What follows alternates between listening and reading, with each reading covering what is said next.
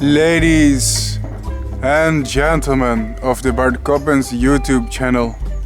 One question that I am asked rather frequently on this YouTube channel is: Dear Bart Coppens, what is your favorite species of moth?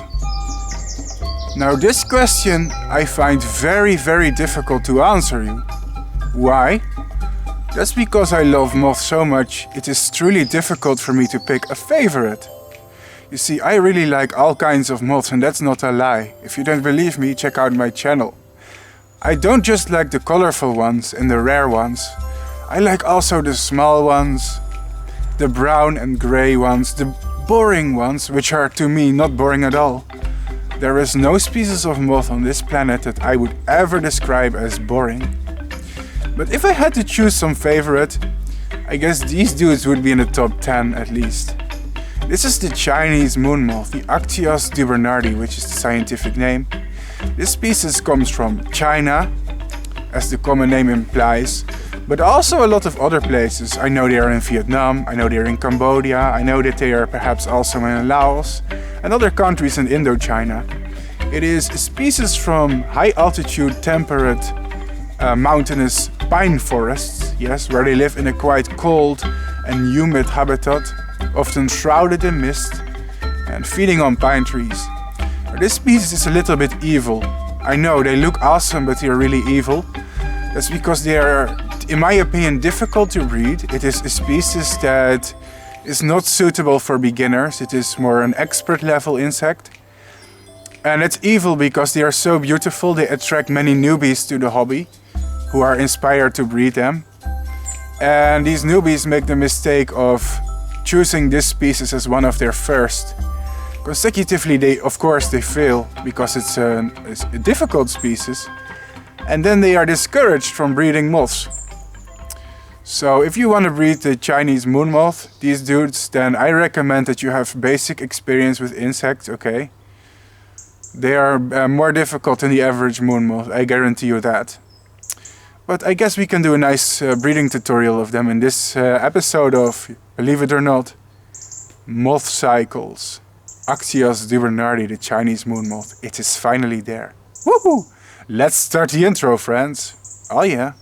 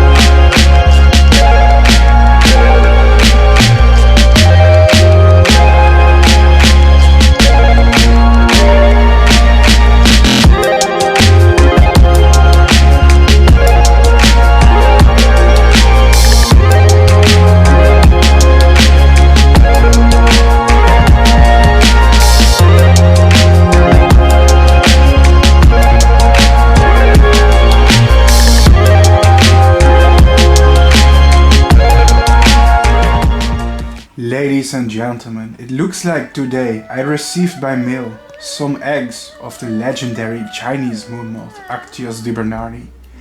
The eggs are easily incubated on room temperature. I personally always use a plastic petri dish to hatch them on room temperature. It takes about 10 to 15 days for the caterpillars to come out. The ideal temperature ranges between 18 and 25 degrees Celsius. They prefer it on the cooler side though. Yes, spray some water to keep the humidity higher. They like this. There you are. Our babies are born. It's time to feed them, ladies and gentlemen. What do we do next?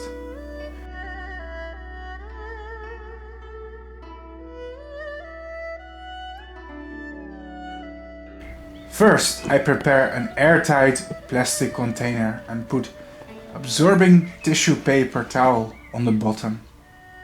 Secondly, I cut a piece of pine tree, one of their favorite foods. They can also eat large and fir in some instances. I feed them Pinus sylvestris or Scots pine. They only feed on coniferous trees. Secondly, I cut the tips off the pine needles. This helps the babies to start feeding. Pine needles are tough to chew. Next, I add bits of pine tree to the container.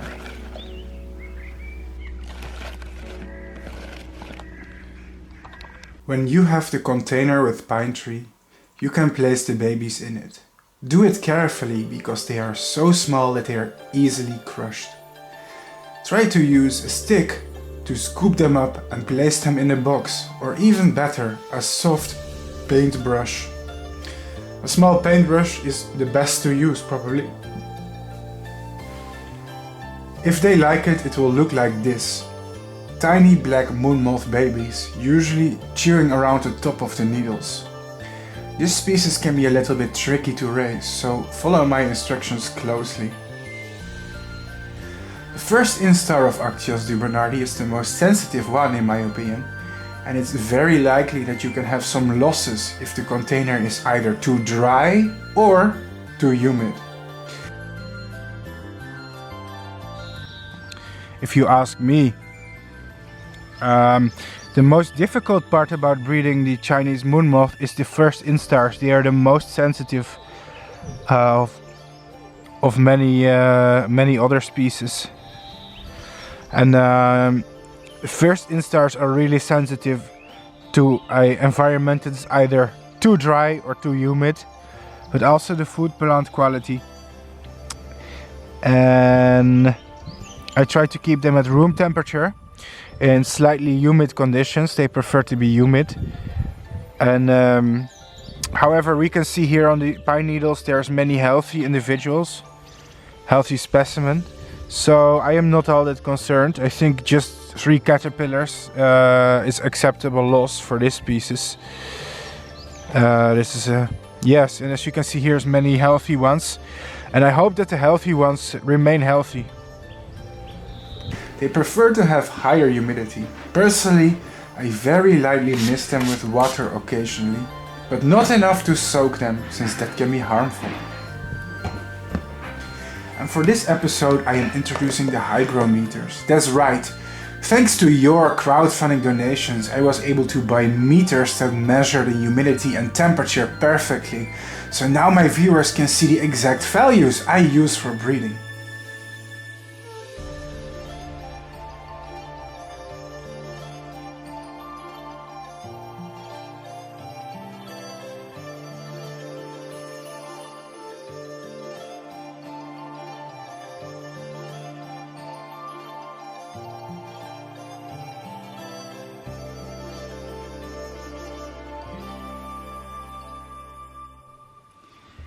These babies of Actias dubernardi are in what is in my opinion perfect conditions for this species. So let's read the equipment. The temperature is 20 degrees Celsius. Interestingly, when we look at relative humidity, let's put it down. When we look at relative humidity, we will see that it reads HH%. HH means immeasurable. That means that the container is either so extremely humid or so extremely dry that the meter cannot accurately measure it anymore. Considering the fact I spray the container with water, it's probably very humid. What this means is that the container is so humid that the meter cannot measure it.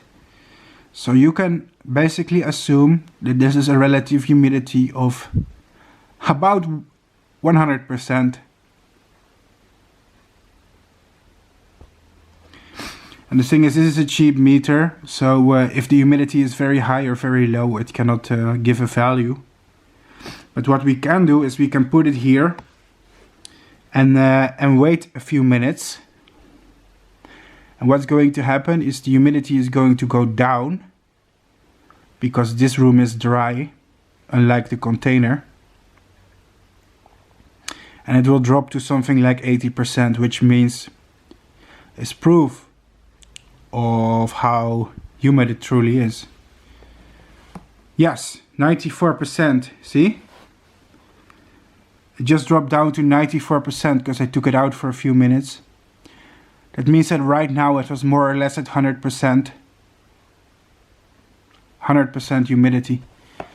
And these guys, they like to be humid because it's a mountain species. They live in cloudy forest where basically water vapor covers the habitat from time to time.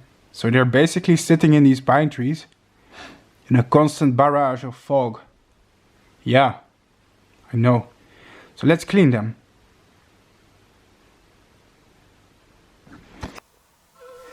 In a short while, they will be instar number 2. Instar number 2 is different because this instar is orange and not black.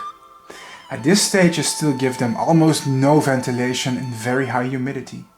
It's actually fairly possible to raise this species in plastic containers all their life. On this channel I emphasize a lot how caterpillars need so much ventilation, but the dubernardi caterpillars don't seem to require much of it. In my opinion, this stage and the first instars are the most difficult life stages of the Actias dubernardi. In the late instars, the caterpillars become quite resilient in captivity and tolerant to stress, but the young ones can die easily. If you follow the temperature and climatic conditions in this video well, you can learn how to breed them too, just like me.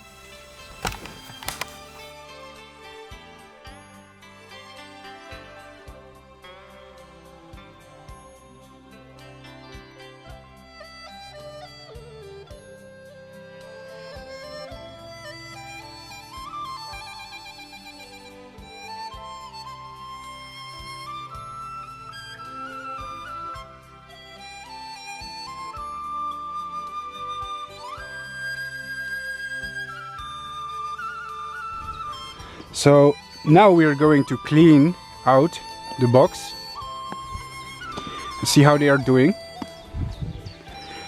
And I'll give you a small secret about how to clean these guys. The first thing that you want to do is cover the bottom of their containers with fresh paper towel every 1 or 2 days. Why is that?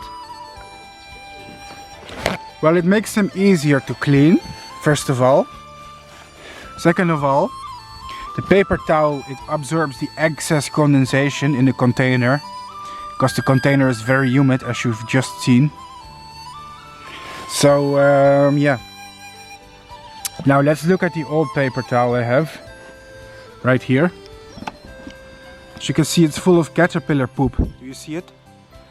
And the thing is, this container is so humid. You've seen the humidity on the meter. It's about 100% humidity. And the problem with high humidity is when things are very wet, things can grow moldy. And all this poop here can develop bacteria, it can develop fungi and diseases that will make our sensitive caterpillars very sick. So just replace the paper towel every few days, because otherwise you're asking for problems in such a wet container. I don't know if you can see it, but in this small patch of pine tree there's many small caterpillars. These orange little cute thingies. Can you see it? I have not counted how many there are. I did not have that many eggs. So there should be around 20 of them. I'm not gonna count them because I'm actually not that obsessed with numbers. This is my fun hobby, not me trying to keep the high score. Of course I want a high survival rate, but they are young. And I don't like to count my chickens before they hatch, so to speak. So I'm not going to bother with counting them today.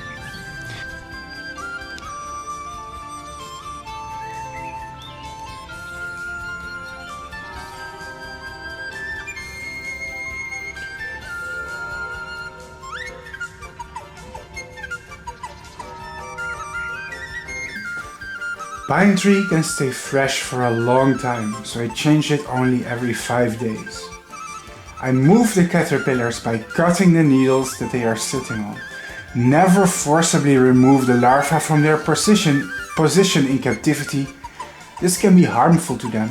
Instead, let them rest wherever they are resting and cut the branch or leaf that they are sitting on off to move them. There you go, healthy second instars. I divided the second instars over 2 containers, not just 1 container, in order to give them a bit more space per individual. It's easy to overcrowd them, I guess. There you go. The second instar needs little ventilation, so I just rear them in closed airtight boxes again. So now we wait for about another week. Yay, it's there! The third instar of Actias dubernardi. If your caterpillars made it to instar number 3, the most difficult part is finally over. Now the caterpillars are beautifully green, with golden metallic spots.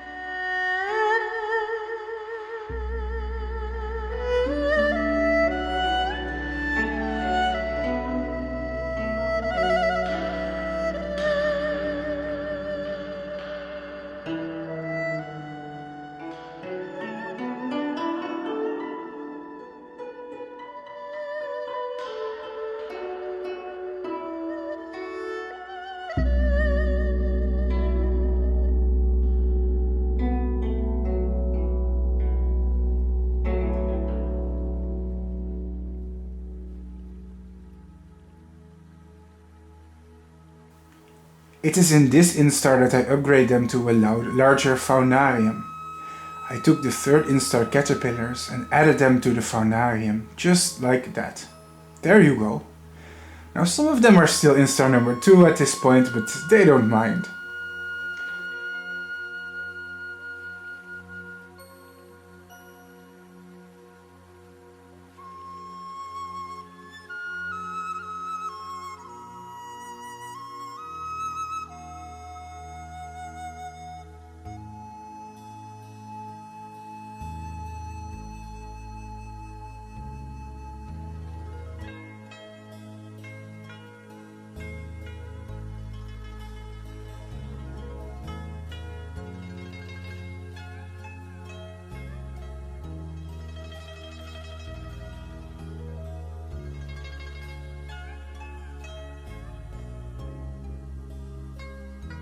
And then I added the crowdfunded hygrometers to my plastic container, and then later, of course, I added the lid.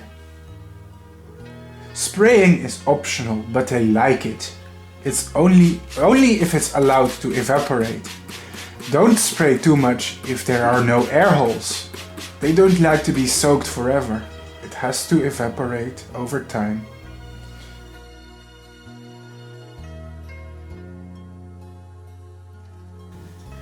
(19°C and 73% humidity. In this container they have more ventilation because there are holes on top of the lid. This allows moisture to evaporate. Still, because of the spraying, the humidity was relatively high and the paper towels that absorb the water. In this box You can add about 5 to 10 larvae of the third instar, and they will grow pretty well. Slowly over time, instar number 3 would change to instar number 4. And the bigger these larvae become, it seems the easier it is to keep them alive. The babies, they seem to be super sensitive in my opinion. But the bigger larvae, well, it gets better. It gets easier.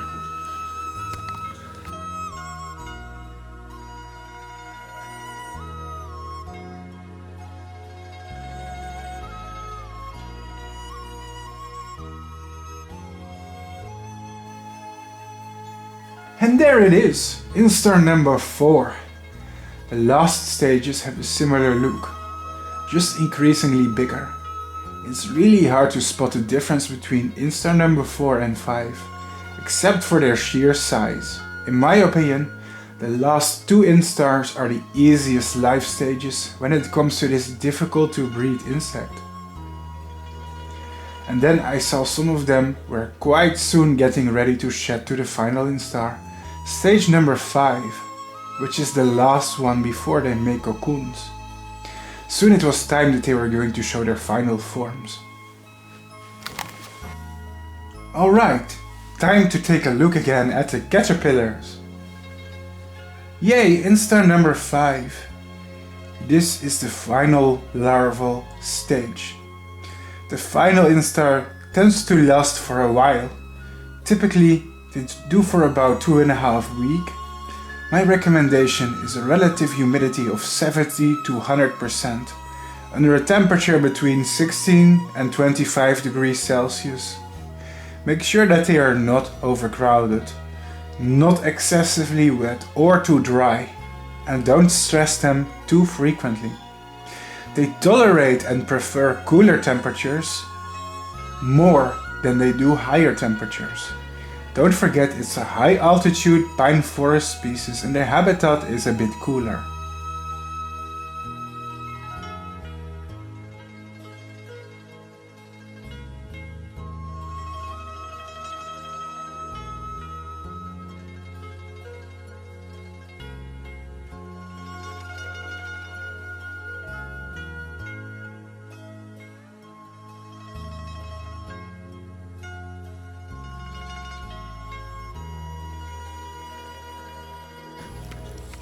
Here is what's really cool. Instar number 5 of the Actias dubernardi feeds on pine needles. But it has an interesting technique to feed from the needles. You see, if it would chew the needles at the bottom, if it starts eating the needles at the bottom, then the needles would fall off. So the larvae, what they do is they can actually climb on top of some of the needles and they bend them. That's right. This larva is actually bending the needle down to a level where it can feed from the upper part of the pine needle. I just thought that behavior was really interesting. A number of pine feeding larvae have this behavior.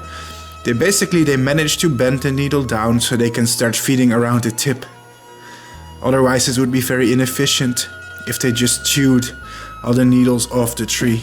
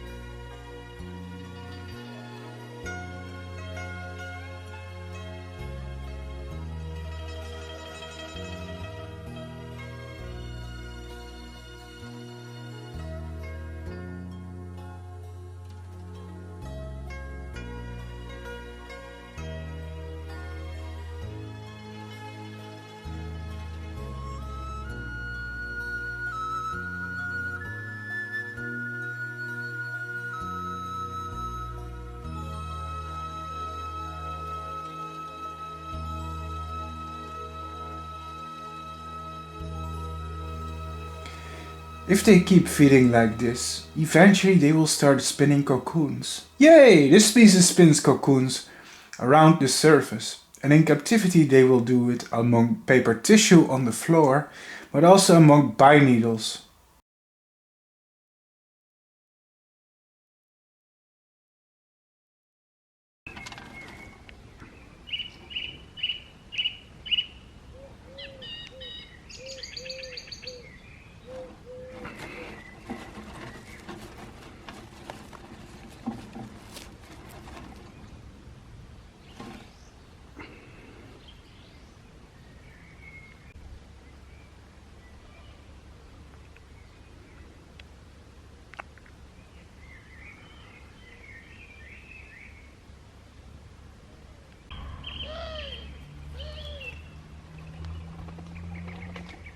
So what to do with these cocoons? Well, I will tell you later, because first I had a problem.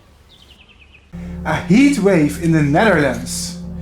My country generally has mild summers due to its cooler maritime climate, but due to climate change, heat waves are becoming increasingly common.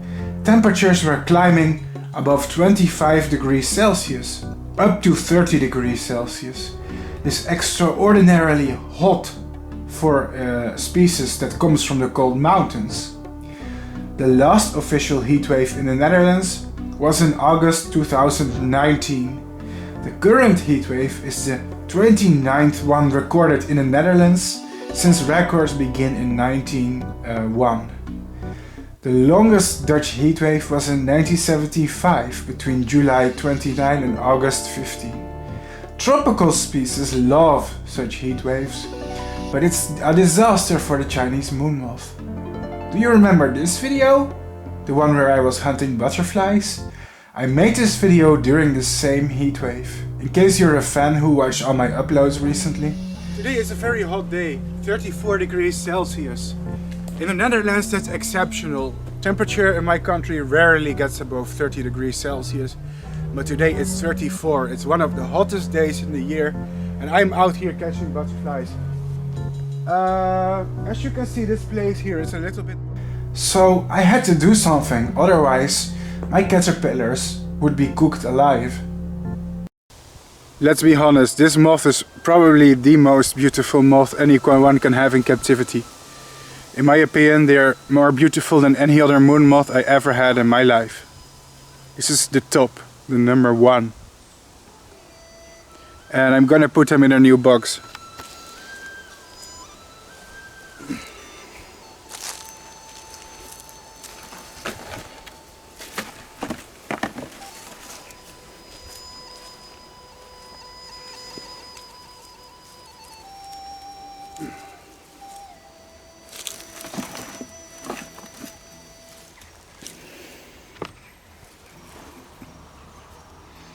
There you go, guys. Please enjoy. Please enjoy. You got a lot of space in there, don't you? That's right.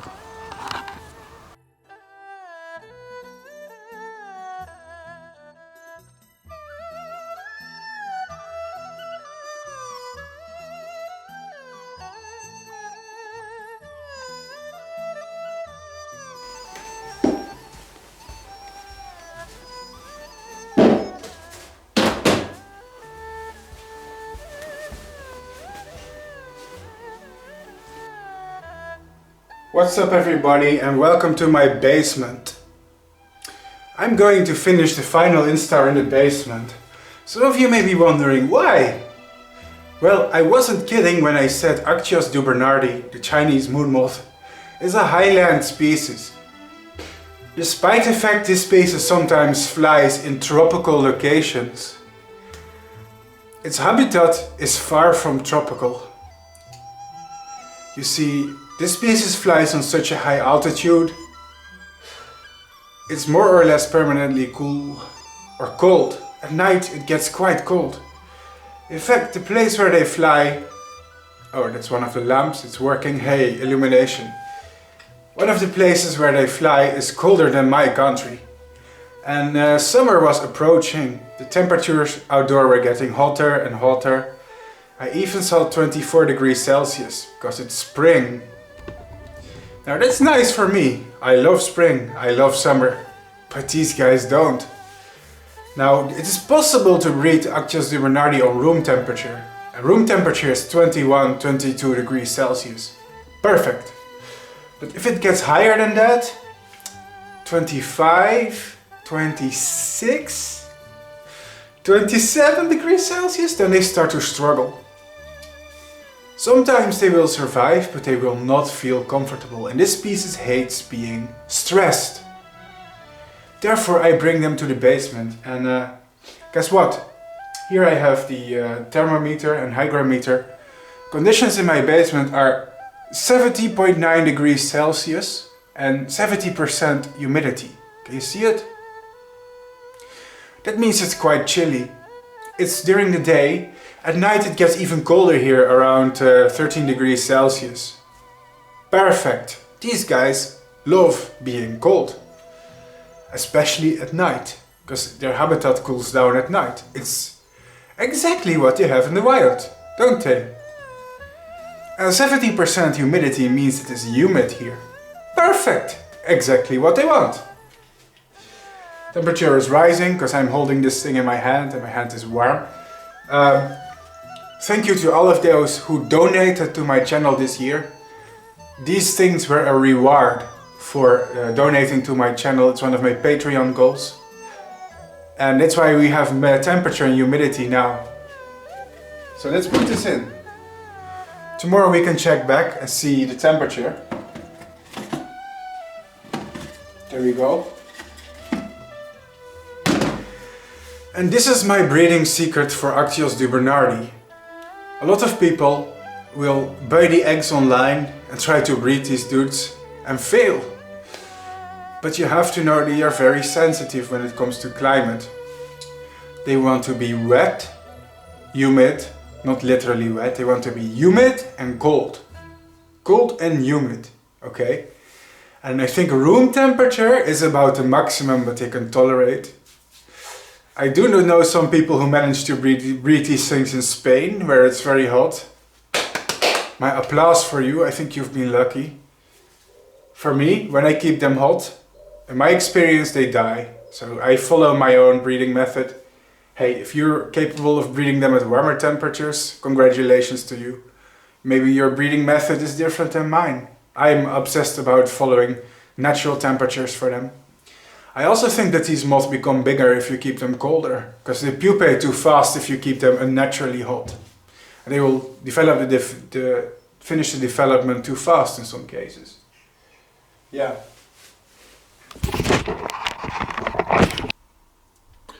Alright, here they are in my basement, nice and cool. Let's see at some of the conditions that I use. Here they are. Looking nice and healthy, aren't they? Wow. Looks like they're growing quite well. Let's read the conditions. It is 17.6 degrees Celsius, which is kind of cold, and 94% humidity. That's almost 100%. That's almost as humid as it can be. That's because my basement is a pretty humid and wet place. All the water from the rains, it gets down here and evaporates. This is a cold cellar. And guess what? They love it! They love it! See? It is a wrongful assumption that tropical animals from countries like Vietnam, from China, need warm temperatures. You gotta check where they come from. If they come from highland, guess what? They don't like room temperature. At least in my experience it is. Pretty cool, huh? That's how I do it. That's the secret. See, it's even saying HH, that means 100% humidity. Pretty crazy.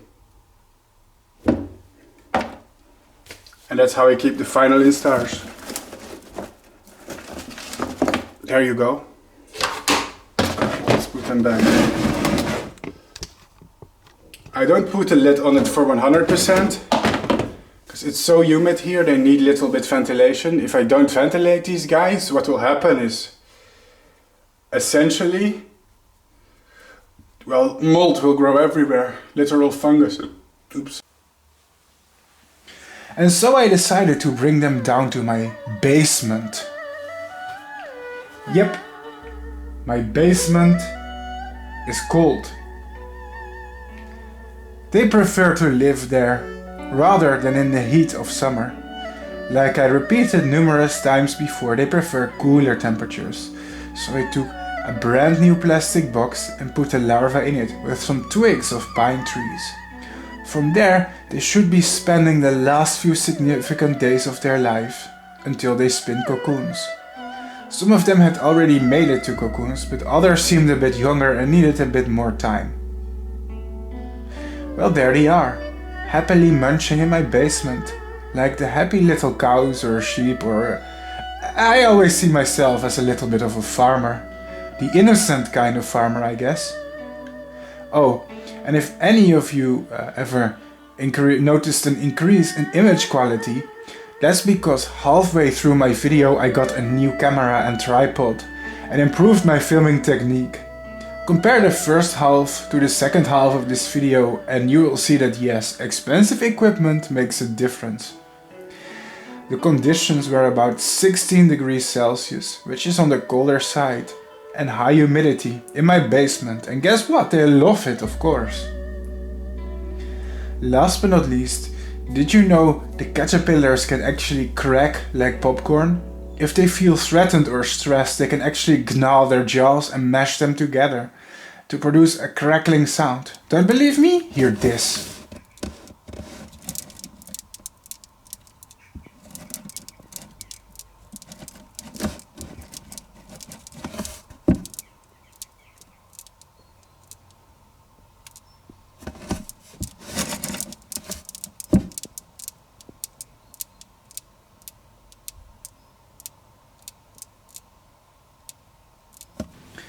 Indeed, the fresh air helped them a lot.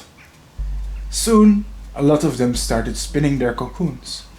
This one is busy right now and spinning a cocoon, in fact.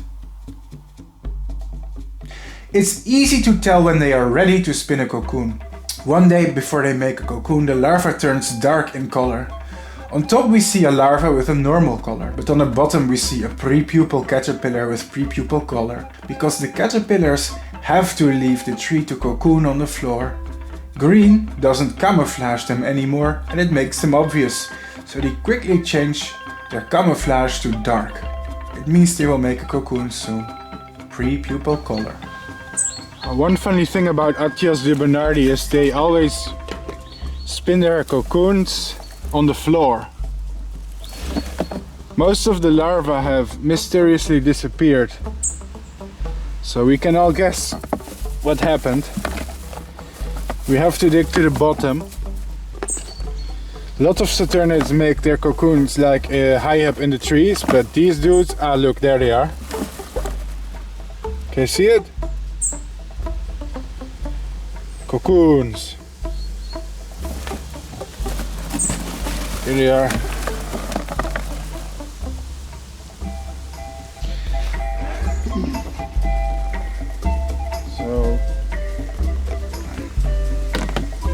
Let's cut these cocoons loose. Scissors.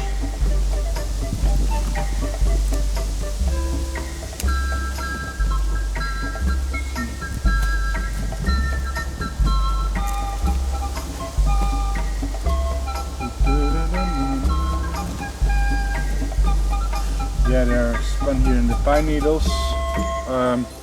The reason this piece spins on the floor is because floor is warmer than high up in the trees in their habitat. They live in cold mountainous forests, and spinning cocoons in the pine tree means that they should have to deal with more cold. This species in their native habitat spins cocoons in moss on the floor, and sometimes even a layer of snow protects them against cold. Sounds counterintuitive, but snow has an isolating effect, so being under the snow Means you're actually warmer than above it, so you're not exposed to cold air. See, here's some cocoons. Pretty cool, huh? There's more of them. Do it carefully. Let's see. Ah, and more cocoons I see. See another cocoon here. Here you go. Take some of the trash off. Yeah, that's nice. Cocoons, ladies and gentlemen. Of the Actias dubernardi.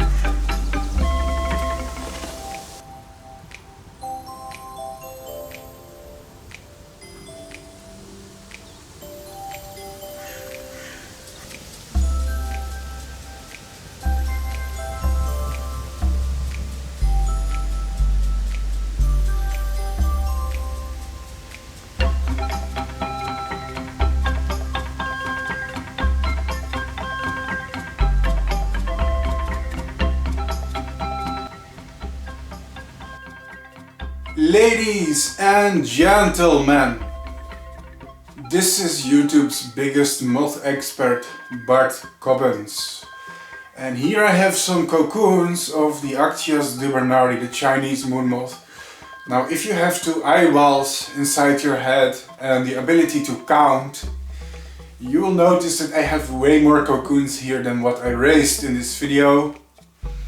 I'm not sure how many we raised. I think we raised I think it was like 13 cocoons. I don't know, I forgot to count. Which is a decent amount. But this year I've been raising way more of them behind the scenes. And that's because I am raising them multiple times. And I don't want to show you a video of me raising the same species 2 times. That will make the video longer than it is already. In fact, let's be honest, most of my videos are already too long. In fact, most of my videos are so long that they get less views than they could get if I made them shorter. For example, I make like this life cycle episode about a hawk moth that's 2 hours long.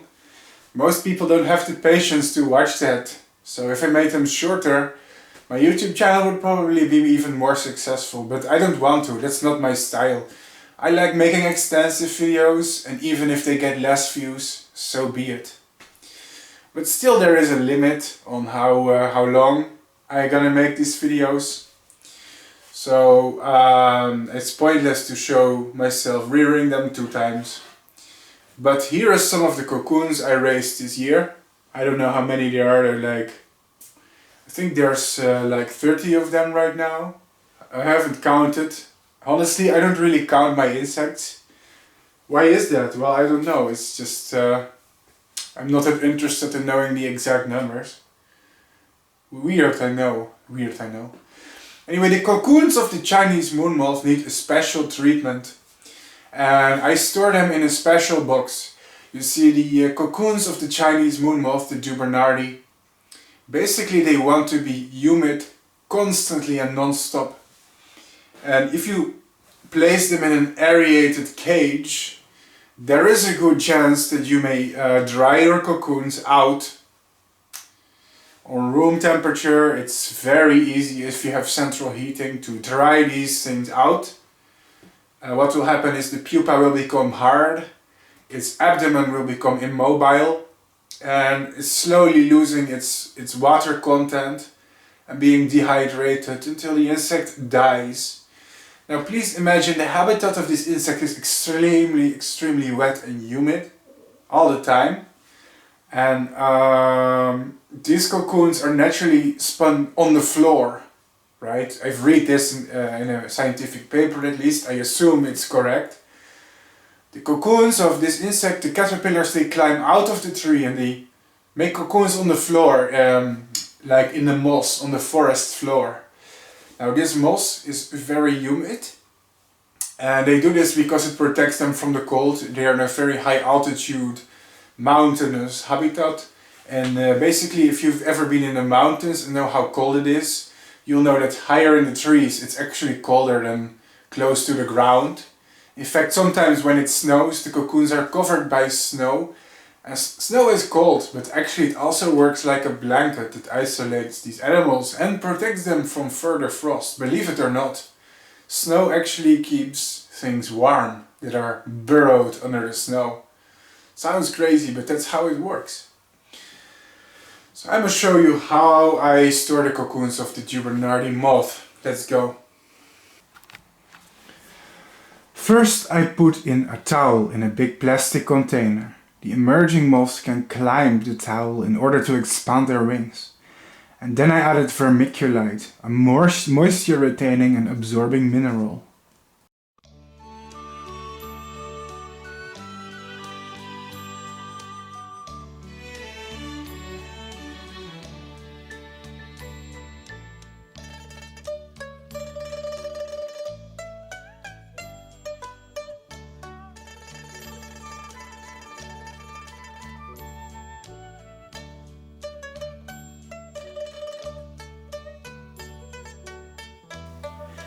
Ladies and gentlemen, the box we are currently looking at is a special type of box I designed only for a few particular species.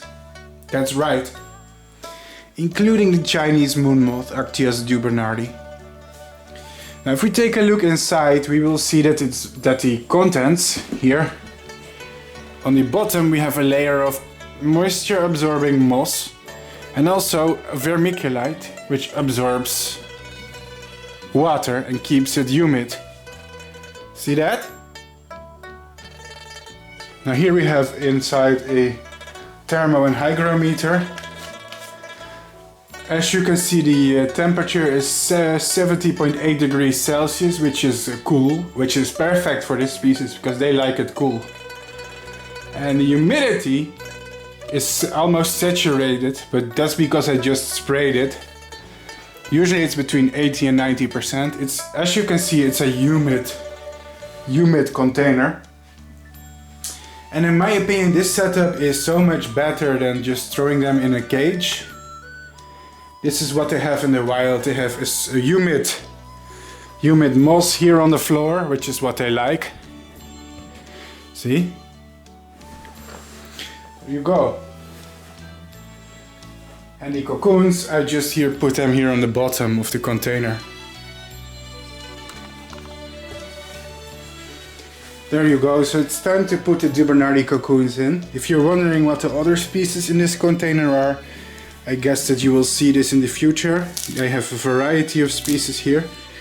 Let's break up some of the moss so it can cover the floor. There you go, all nice and dandy. So now I just take like a handful of the dubernardi cocoons. Just place them here in the soil. Don't burrow them, okay? These moths don't want to be underground. It's not a burrowing species. They just want to be on the floor here, loosely covered with moss. Exactly as they would have it in the wild. Well, of course not 100% exactly, but you can never 100% recreate the conditions they want in the wild. You can only attempt to mimic them as close as possible. There you go. Put them in here, and I prefer to put this cool between 15 and 20 degrees Celsius. If you don't put them too hot, they will also not dry out. Here we even have one pupa that refused to make a cocoon. See? So we can take a close look at the pupa, I guess. This caterpillar, I did not remove it from the cocoon, my ladies and gentlemen. We had one stubborn caterpillar and it just pupated on the floor without making a cocoon. That's strange. Maybe it was disturbed. Funny to see is they have like the crown here on the top of the head, see? Some members in the genus Actias, but also Saturnia, Caligula or Nauricana, and also some Anterea have this trait. I think Argema too and Gaelsia. So you can see that they are evolutionary related animals. There you go. Next step, if you want, you can keep it humid. A bit of spraying seems to do the trick.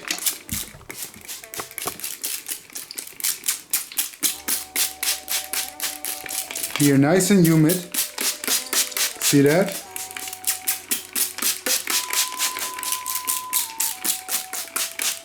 There you go. Keep them humid, friends. Now you don't have to copy my setup exactly, okay guys? If you are creative, you can design your own setup, I guess. No need to mimic what I do. But if you are going to make the same construction, the towel here is the most important thing. Without this towel, your insects could literally die. Why is that? Well, you can imagine when a moth hatches from the cocoon, what it does, it climbs up. It has to find the high ground and it will hang. And it uses also gravity, which it assists the insect in inflating its wings. These walls are way too slippery for many insects to climb up to. Right? So this towel here, it gives them the grip. It gives them something to climb up on. Which is actually really, really important. If they don't have anything to hang on to, the insect will not be able to climb up. And that means it will fail to inflate its wings, because it cannot do this on the floor. It needs to hang. That's some little bit of common sense that for some reason people forget. Let's put the lid on. Yeah, the lid is broken, sadly. I need to find a new box pretty soon. But I still have the shard here. And I can use that to seal it. It's not perfect, I guess, but it works for the time being. Take a look at that. And now we just wait. Put it on room temperature. 15 to 20 degrees Celsius is perfect. Warmer is acceptable, but not too hot. This species does not like heat too much. And now we wait. Wait and wait and wait. Some of you guys have no clue how much time passes when I make these episodes, but it's several months of work. Cocoons also take a long time to hatch. We will fast forward to 6 weeks later, because guess what? I noticed some moths were starting to come. There it is, a cute moth freshly hatched from its cocoon. They run around in sheer existential horror of their new body before coming to their senses. Or maybe it's just that they want to reach a high place in order to expand their wings, to make sure that they can hang.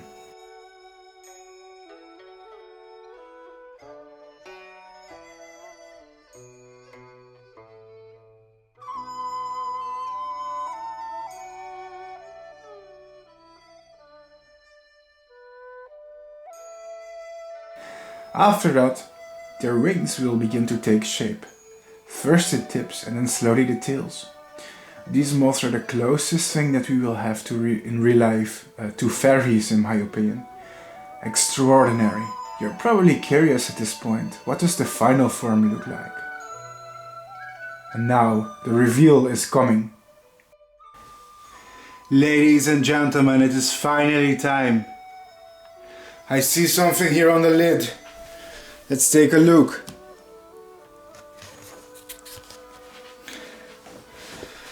Oh my gosh.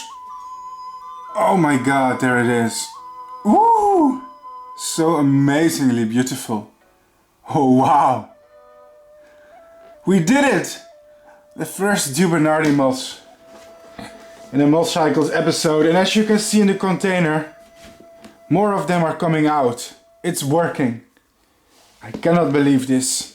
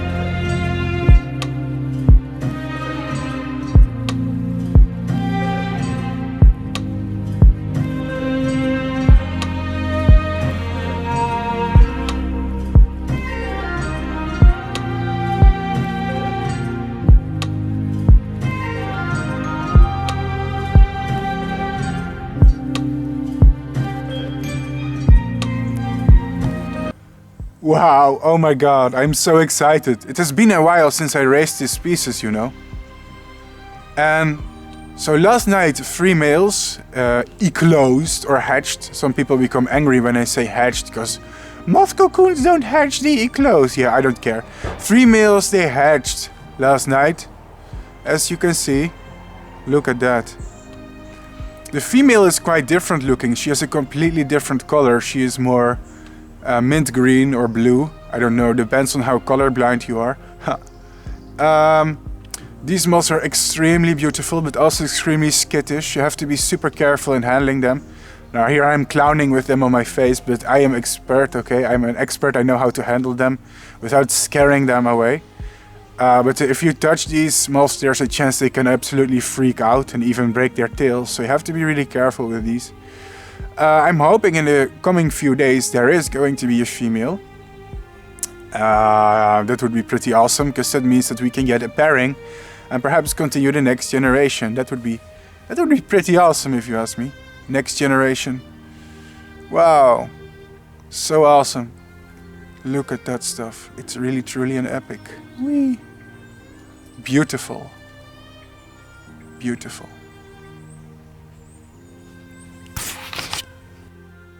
Let's wait until the next day.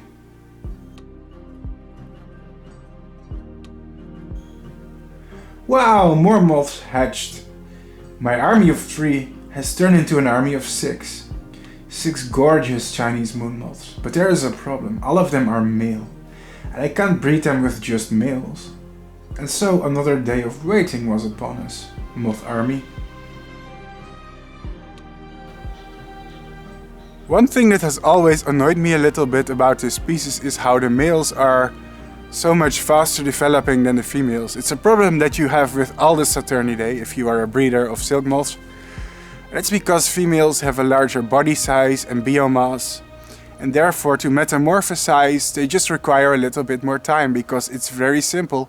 Forming a larger body requires more time. Now this means that these short-lived insects often don't even get to see their own brothers and sisters, but that's also how nature intended it, because nature doesn't like inbreeding, and if brothers hatch faster than the sisters of the same generation, then they aren't able to pair with each other, because their lifespan is just about 7 to 10 days time. That's all fine and dandy, but in captivity it is really annoying, especially if you are synchronizing your moths to hatch at the same time and making an effort for that. Then you'll end up with a lot of males who end up single and a lot of females who die single. And that's really a bit of a waste of my time and effort and resources.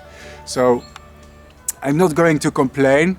Here I am sitting with some of the most beautiful moths that are on this whole planet. Like, I am so super privileged to be able to do this. Importing insects like these, it's illegal in many countries. For example, in the United States, you actually need a USDA permit to keep exotic non-native insects and to import them to your country. I know that sucks, but in the USA, these things are illegal to breed. And one of the reasons my channel is so successful is because I live in a country where all of this happens to be legal. It's not just because I am that skilled or passionate, it's also just because I'm one of the few people who are really able to do this on a massive scale. Sorry to the people in the United States, I feel bad for you, your laws are a bit strict. But it's important to respect them, because the law is there for a reason. Invasive species have done a lot of damage. Anyways, I am starting to drift away from my original point. My original point is breeding these Saturniids can be a bit annoying, especially if you have a wave of males who hatch first. It's it's a bit of a waste. You cannot optimize your pairings. Ideally, you would have a 1-to-1 male to female sex ratio, but what usually happens is a few males hatch first, they die single, and then some females hatch that can pair, and then you run out of males, and then you have a lot of females who die single. That sucks. That definitely sucks, but it's one of the challenges of being a breeder. I'm gonna be honest with you. Breeding moths, I make it look really easy on YouTube, right? That's my thing, you know. It's like I breed difficult to breed species and I film it in a way that it makes it look easy. but it is really not easy. There's a lot of trial and error involved. There's a very hard learning curve, and there's also a very hard luck factor. You have to be really lucky. The emergences of these moths can also be totally unpredictable, random and sporadic. You need skill and you need luck. That's it, you need skill and you need luck. Often I am a skilled breeder, but also a lucky breeder. I don't always succeed though, and neither should you expect to succeed with every species. Anyway, that was it. We're going to hope for some females to come. That would be excellent. It would make me happy. I hope it's gonna happen. We still have a lot of cocoons, so I am not fearing yet. Later. Alright, thank you ladies and gentlemen. Let's wait for the female. And then we will just see, I guess. Female, please come out of your cocoon soon. Thank you. Let's wait until the next day.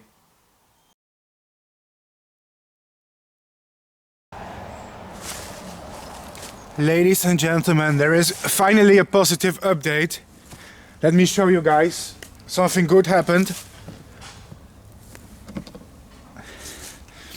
I am introducing to you the female. Ta-da! Finally we have a female of the Chinese moon moth, the Actias dubernardi.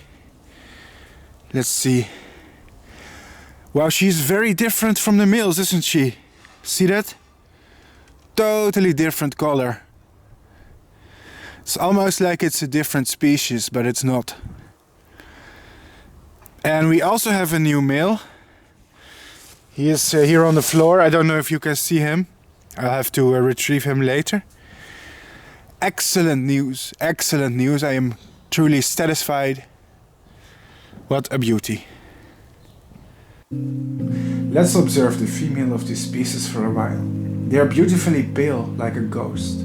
The tails are still pink, however. Isn't she beautiful? This female and hopefully more females are about to carry over the next generation.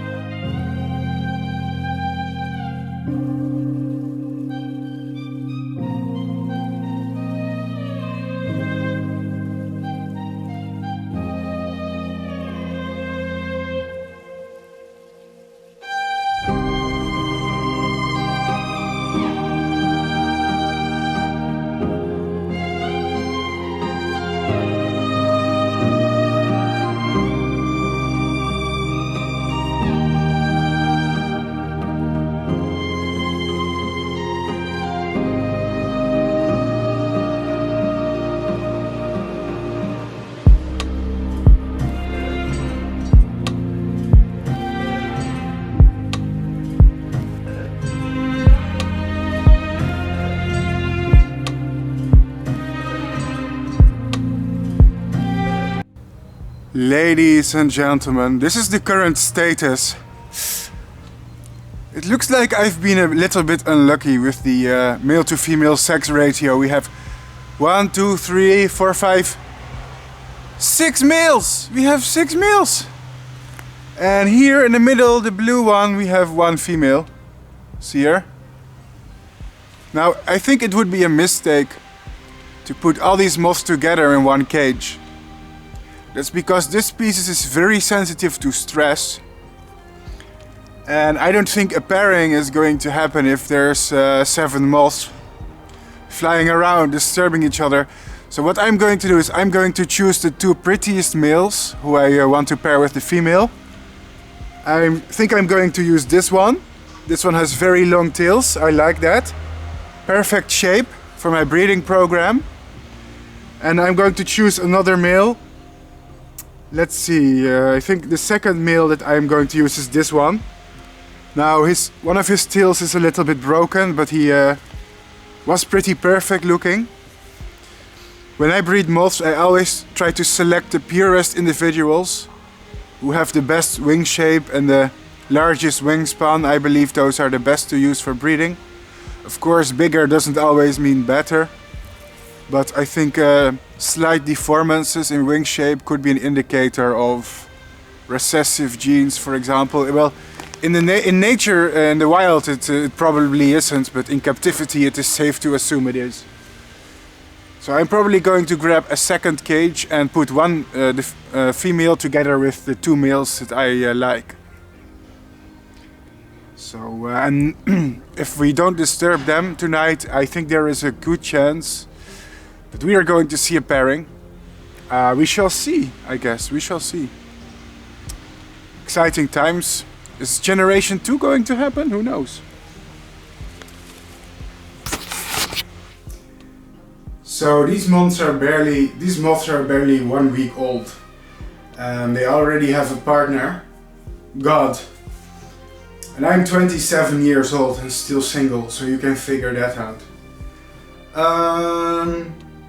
It is time. I'm going to select the moths I want. Using a second cage. Let me open this cage right here. Obviously, the one I'm going to select is the female. We are going to take the female. Put her on my nose for a second. I like this male a lot. Put him on my face for a sec. Oh, well, okay. I'll pick him up later. Take this male, put him on my head for a second. Just for a second. It's an easy way to have the moths with me for a second. Now here I have an empty cage. Ta-da!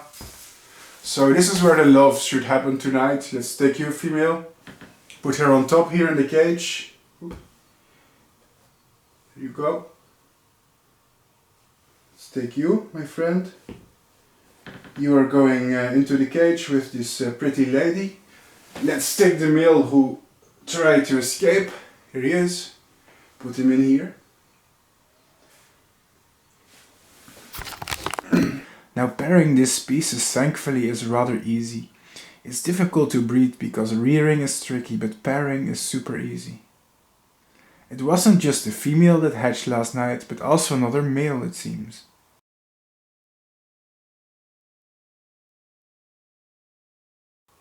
Well, I think I have something to share with all of you, ladies and gentlemen.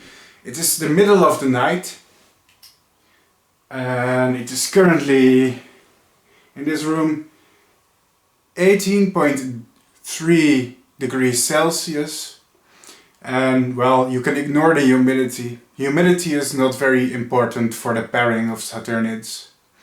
At least it seems to me. I don't know if it's a factor, probably not.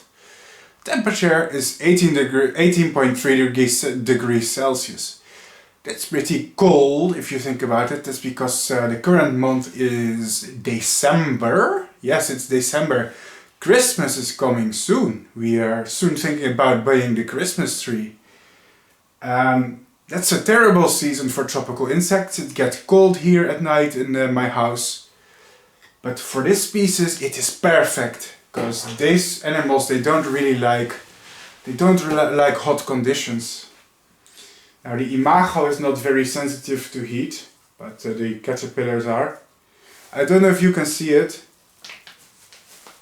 but right here we have the pairing. It's very difficult to show without disturbing the animals. I really hope that they don't mind me doing this. The problem is this species is very sensitive to stress. So even if the slightest mistake here, I could mess up the pairing and ruin the future of my second generation. However, I am a professional, at least I like to pretend I am. I like to pretend I am a professional. There you go. And here you can see it. Ta-ta-ra-ta-ra. The pairing of the Chinese moon moth. See it? So the male is here just really... Let me adjust it. Camera. Yeah, I'm having some camera issues. Deal with it. Anyways, when it comes to the Chinese moon moth, the Actias dubernardi, The most complicated thing about their biology is the raising of the caterpillars. The raising of the caterpillars is difficult. Caterpillars are sensitive to many diseases. Caterpillars are sensitive to stress. They don't want to be touched or bothered too much. Caterpillars are sensitive to being too dry. They actually want to be humid, not dry. But they are also sensitive to being too humid, because if you keep them wet, they're also going to die.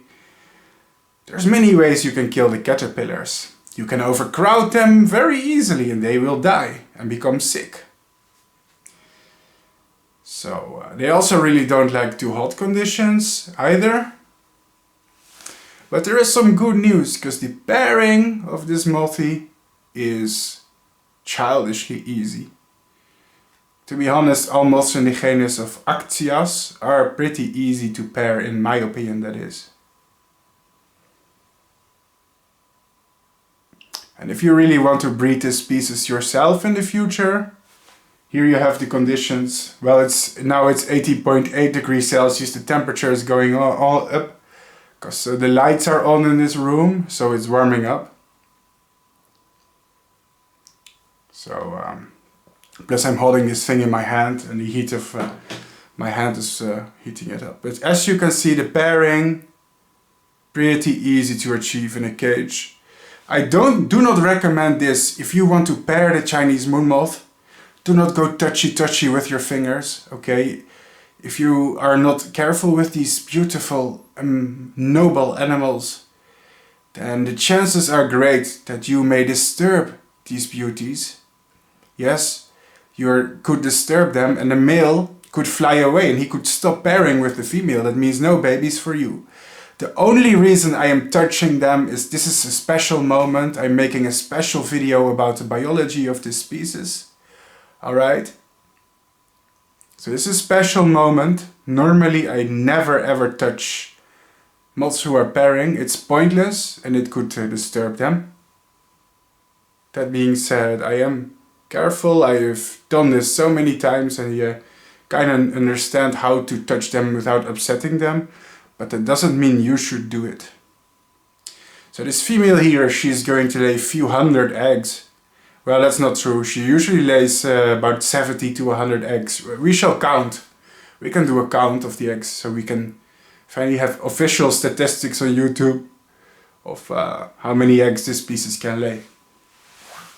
Finally, I would like to propose a toast. It seems a bit random. It's a very weird blue drink. Pretty weird. It's not even blue at the bottom. I would like to propose a toast, because this is a legendary moment for my channel, showing you the life cycle of a difficult to breed species in detail, how to raise them in captivity successfully. This episode took me a very long time to produce. And my channel is growing well, so here's also a toast to the next generation of Chinese moon moths. Love you dudes, you're so pretty. But also a toast to my viewers, because it's hard to run this channel sometimes. It really is a struggle. And you guys have done everything to help me this past year. Yeah, really, I am so grateful to most of you people who are watching this. Watching literally a stranger that you don't know in real life, maybe living in another country, breeding moths online. I can't believe there's even an audience for that, but the internet makes it possible. So here's a toast. A toast to my sexing insect here, and a toast to my viewers. It does bum me out that so far I have 8 males and 1 female. That sucks. I would rather have had like 4 females and 4 males, so we had 4 pairings. I suppose you can't have everything. It's a numbers game. The more insects you breed, the higher your chances of success will be. Of a pairing at least. It's funny how these tails are fold together when they are pairing, see? Pretty odd. Well, it's time for me to put them back. I am pushing my boundaries here. This species does not like to be stressed, and I'm doing it, but for views. It's okay to torture animals for views, just kidding, it isn't. I will leave them to their own devices. There you go. Ah. Here we have the second male. Huh. Sorry dude, it looks like you weren't fast enough. There's a chance that this little dude here is going to die single. It's a depressing thought. But you know what? Hey, I am probably going to die single too, you know that? And I have a pretty good life. So maybe it's not that bad. Maybe he can start his own YouTube channel too. It's pretty cool to be single if you're a content creator. You get lots of girls. Just kidding, I'm not a Casanova. Or am I? So, how are we gonna do this? Yeah, let's put you back. Let's put you back, little dude. After this, we'll just skip the time to the moment she starts to produce some eggs for us, I guess. It should be nice if she did. There you go. Yeah, we did it.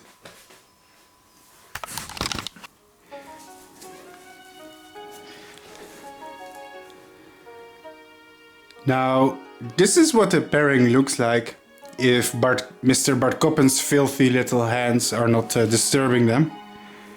But this is like the original position that I usually have them pair in. Kinda hanging upside down from usually a tree branch, but also on the walls of buildings, believe it or not. In the alpine parts of China, these moths can be common in summer and can even be seen mating. On the walls of residential buildings, they usually hang, they prefer to, like this, tails facing downward to the floor. And it's just such a lovely species, it really is a lovely species. It reminds me of a flying orchid flower or something like that. Nah. Flowers, they can suck it, you know? Actually, flowers are the plant version of moths, it's not the other way around. Anyway, I think I've disturbed this newlywed couple enough. With my fingers, with my voice, with my light. I'm gonna leave them alone right now. Yeah, the cage is a bit dirty, I should fix that. I should get some fresh cages soon. For the next breeding season, I should put the cage like this.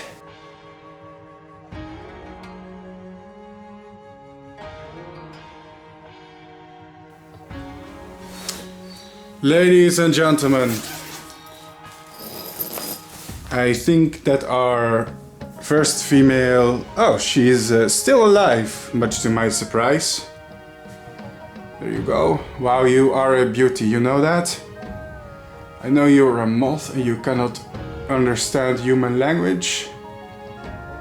But I wish I could communicate to you how much I value and appreciate you. You beautiful, beautiful, amazing insect. I love you. I love you. Anyways, this female is not going to last for very long.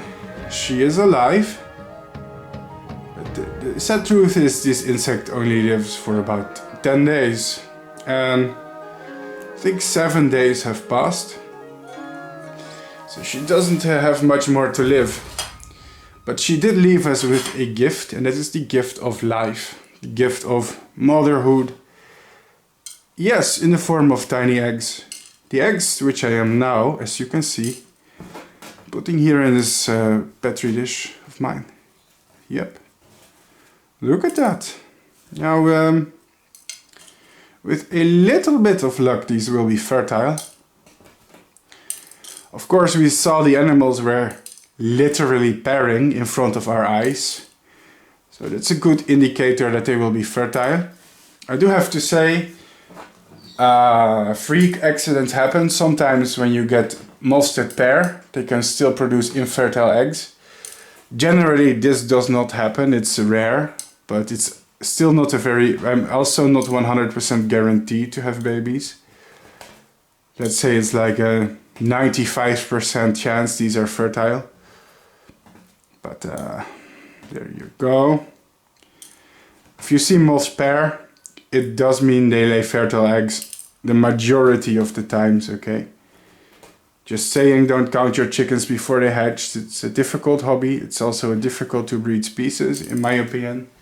So, yeah. Don't be too smug. The eggs, they like, of course, bit of humidity, room temperature. You have to spray them, keep them a bit wet. I think maybe humid is a better word to use than wet, because you don't want to make them literally wet constantly. They just need some good humidity. Ah, some nice eggs, huh? Alright, ladies and gentlemen.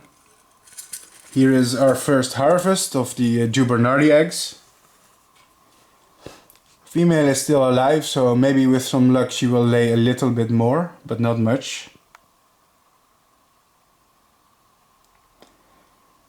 There you go. Now this species will lay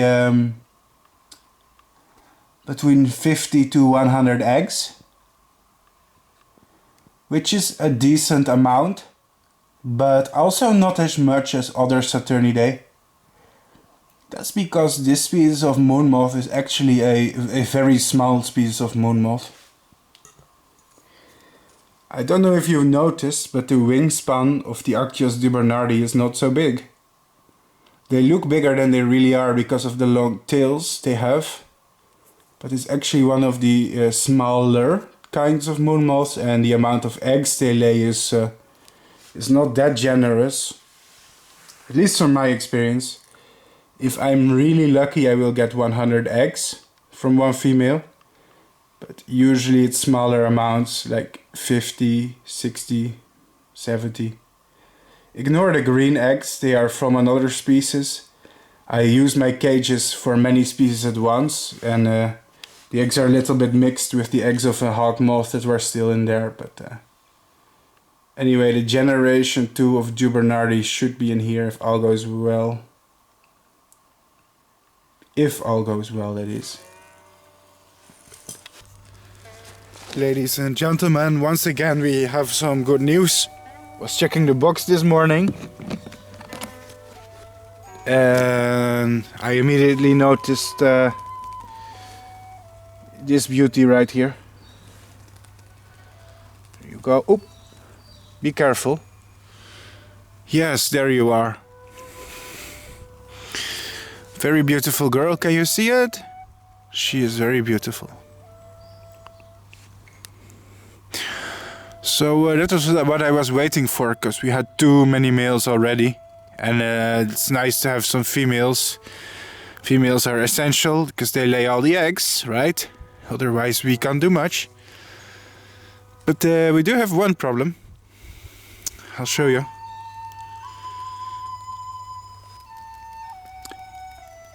So ladies and gentlemen, this is the fresh female. As you can see, she is in good condition.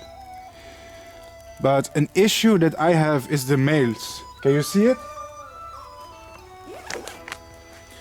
The problem with the Chinese moon moth is that it's a very self-destructive species. And after a few days your males will end up looking like this.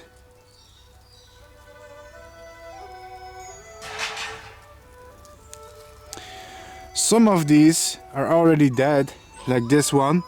As you can see, it's dead. They tear themselves to pieces when they grow old.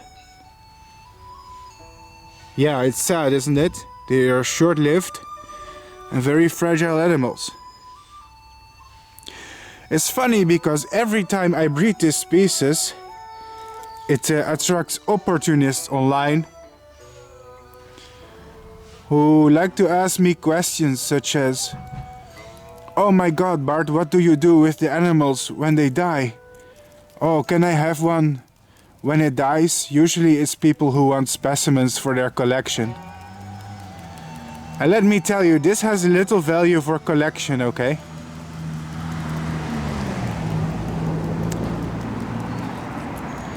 The perfect specimens that you see for sale online did not live a natural life. They are usually killed for this purpose. If you let them live to reproduce, this is what they will end up looking like. I hope you guys understand this.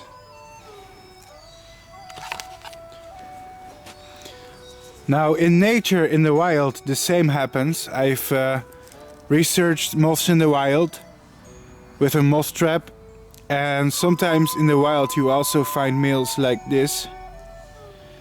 Although maybe it happens faster in captivity when the wings make friction with the cages that they are in. But still, it's a natural process. These animals, they only live for about a week and their wings are very fragile. So the problem is, I don't know if any of these males actually can have the strength to pair with a female at all. One of them just fell on the ground. And I am sincerely hoping that one of them has the strength to pair with my new female. But this is not a given. As you can see, some of these males are already very old after 1 week. Very damaged.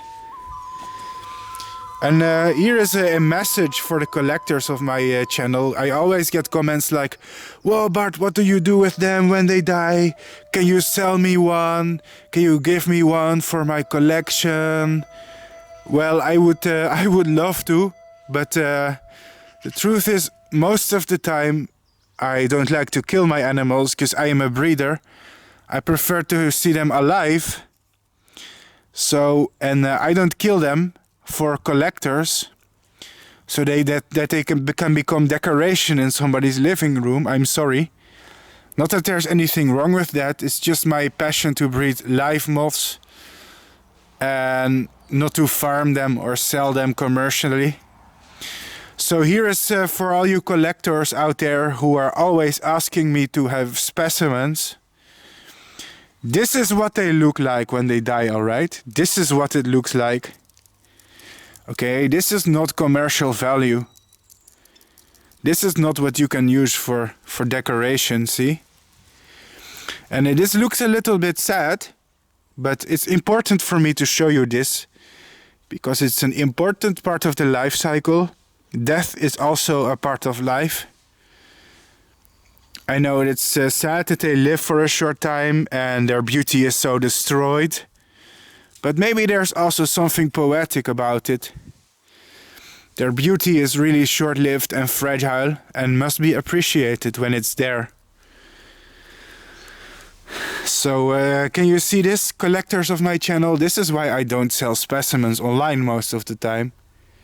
Because if you want a perfect one, you have to kill it. And I usually don't kill it, because I want to breed them. See? Some of them still have some energy. So maybe one of them still has the energy to pair with my new female tonight. I don't know. I hope so, but it's not looking very optimistic. Okay, ladies and gentlemen, so this is what I have done. I have added all the males I have to one cage together. Usually I do not recommend doing this. I recommend only adding 1 or 2 males per cage per female. But this is an unusual situation because the males are so old. I don't know if any of them have the strength to pair. I think most of them are too old. So I will be surprised if even one male has the strength to pair with this female tonight. And because I cannot rely on any of them individually, I'm just adding all the males together, and I hope, I really hope, they will find the female and pair. Fingers crossed, it may not happen because they are so old. More and more individuals started hatching. But at this point the life cycle is already completed, so we will go over it pretty fast. Annoyingly, more females came later when many of the males were already dead. That's so typical for silk moths. Thankfully the males were still coming out too. Yay for more moth babies! But the breeding part of this episode is almost over now, because we already had pairings and we don't want to drag it out forever.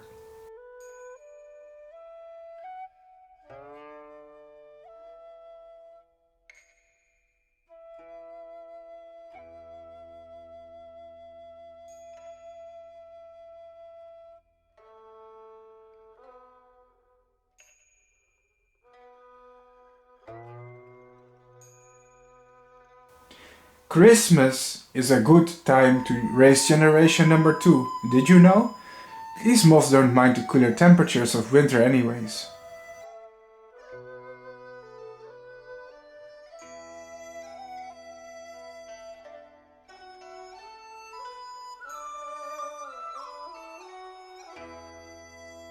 After a while, it happened. Babies! Yay! Generation number 2 is finally here.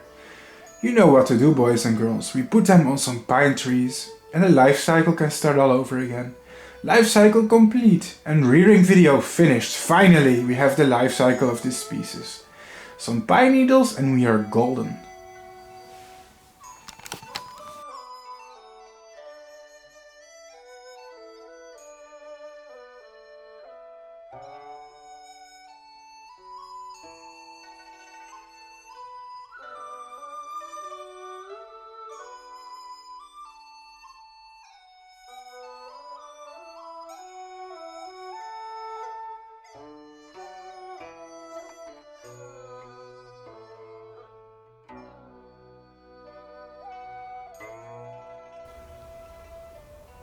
So, you want to breed the Chinese moon moth, huh? So let's get some penis, as in penis the scientific name of pine tree, not that other kind of penis.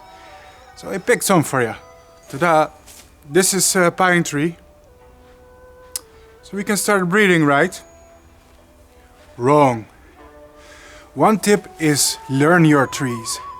The kind I just picked is this, Pinus strobus.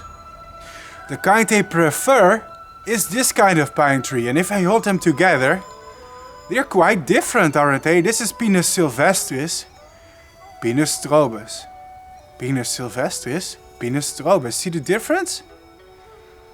Now I, Bart Coppens, am a specialist in moths, but not a specialist in plants.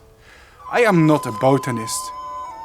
But I did have to learn all of these things and how to identify them, because if you mix them up, your breeding results may be kind of compromised. And here's the thing, coniferous trees are not easy to identify in my opinion, especially if you are unexperienced. It's hard to see the difference between two kinds of pine tree, to be honest.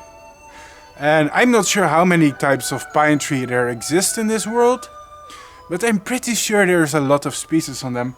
So depending where you live, there could be a couple of species that look like Pinus sylvestris, but are not the kind of pine they actually want, like and prefer. Different types of pine trees give different results. Now they can eat many types. Many types give a good result, but also many types give a bad result.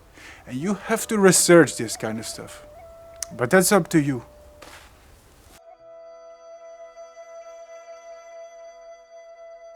Another successful episode of MothCycles completed.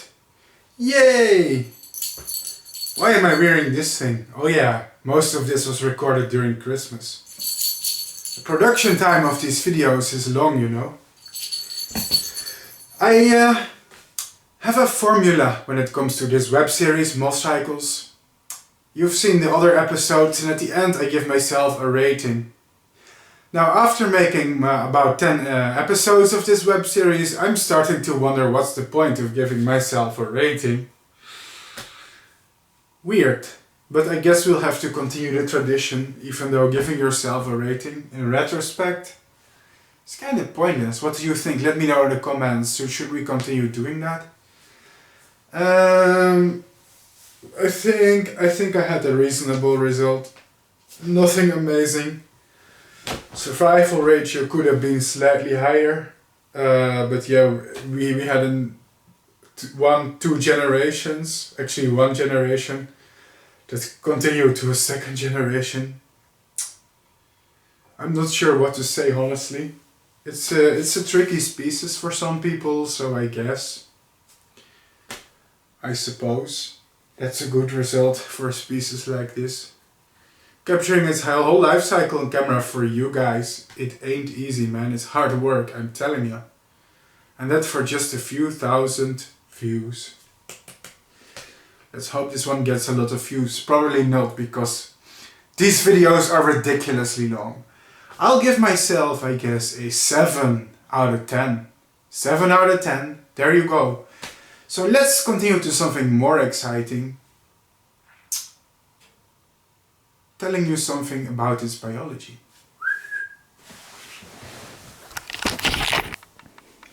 And now it's time to school you kids about the biology of this species. Actias dubernardi, the Chinese moon moth, is an amazing species of moon moth from Asia. I hope you enjoy this video. It was a lot of work for you. This species is very sought after by both collectors, hobby breeders and other moth enthusiasts for its sheer beauty. In every episode of MothCycles I like to include a small presentation with facts, so let's go. This species is mainly found in China. Here is a map of China that I've prepared for you. China is a very large country, divided into several provinces. Actias dubernardi is found in 5 of these provinces so far, according to my sources. These provinces are Guangxi, Guangdong, Sichuan, Hunan and Fujian. There is a slight possibility that they are present in more provinces, but that has not been recorded there, or I am not aware of it, so I will focus on the ones where they have been definitely confirmed. China is not the only country where it is found, however. In Vietnam, specimens have also been found in one province in the north, Ha Giang. It makes sense that this species is found in northern Vietnam, since it connects to southern China, including the southern Chinese provinces such as Guangxi. This species lives in the mountains, usually at higher altitudes. Specimens have been taken from 1,000 to over 3,000 meters of altitude in the mountains. Interestingly, in particular about the habitat are weather conditions. The habitat is due to its high altitude, misty and cold. This is interesting because the climate in southern China and Vietnam is tropical to subtropical and generally rather hot. So people expect them to prefer hotter conditions, but this is not true. During the day the sun may bring some warmth, but at night the mountains cool rapidly down. Everybody who has ever spent a night high up a mountain will understand the cold associated with these warmer temperatures in the daytime. Secondly, most of all, due to condensation of air from the warmer lowlands, the forests in the mountains where they live are commonly shrouded in mist. These cold and cloudy forests means that the species is used to moderate temperatures and a high humidity. It should not come as a surprise that these moths feed on coniferous trees. The caterpillars exclusively feed on various trees from the genus Pinus and nothing else. In the mountains where they occur, coniferous trees of several kinds are often the most dominant type of vegetation. Especially in the hot tropics, coniferous trees are often associated with mountains. Pine forests occurring in the tropics are often held to be mere extensions of the temperate zones of temperate zone forests into the tropical zone, because by nature they prefer temperate conditions. The flight time of this species is different in every population. Why is this, you wonder? Probably because each habitat has a slightly different microclimate and slightly different seasons, which would set the optimal temperature for imaginal activity at a different time of the year in different locations. In Sichuan, for example, there is one generation, according to my source of information, in July and one in September, accounting for 2 broods per year.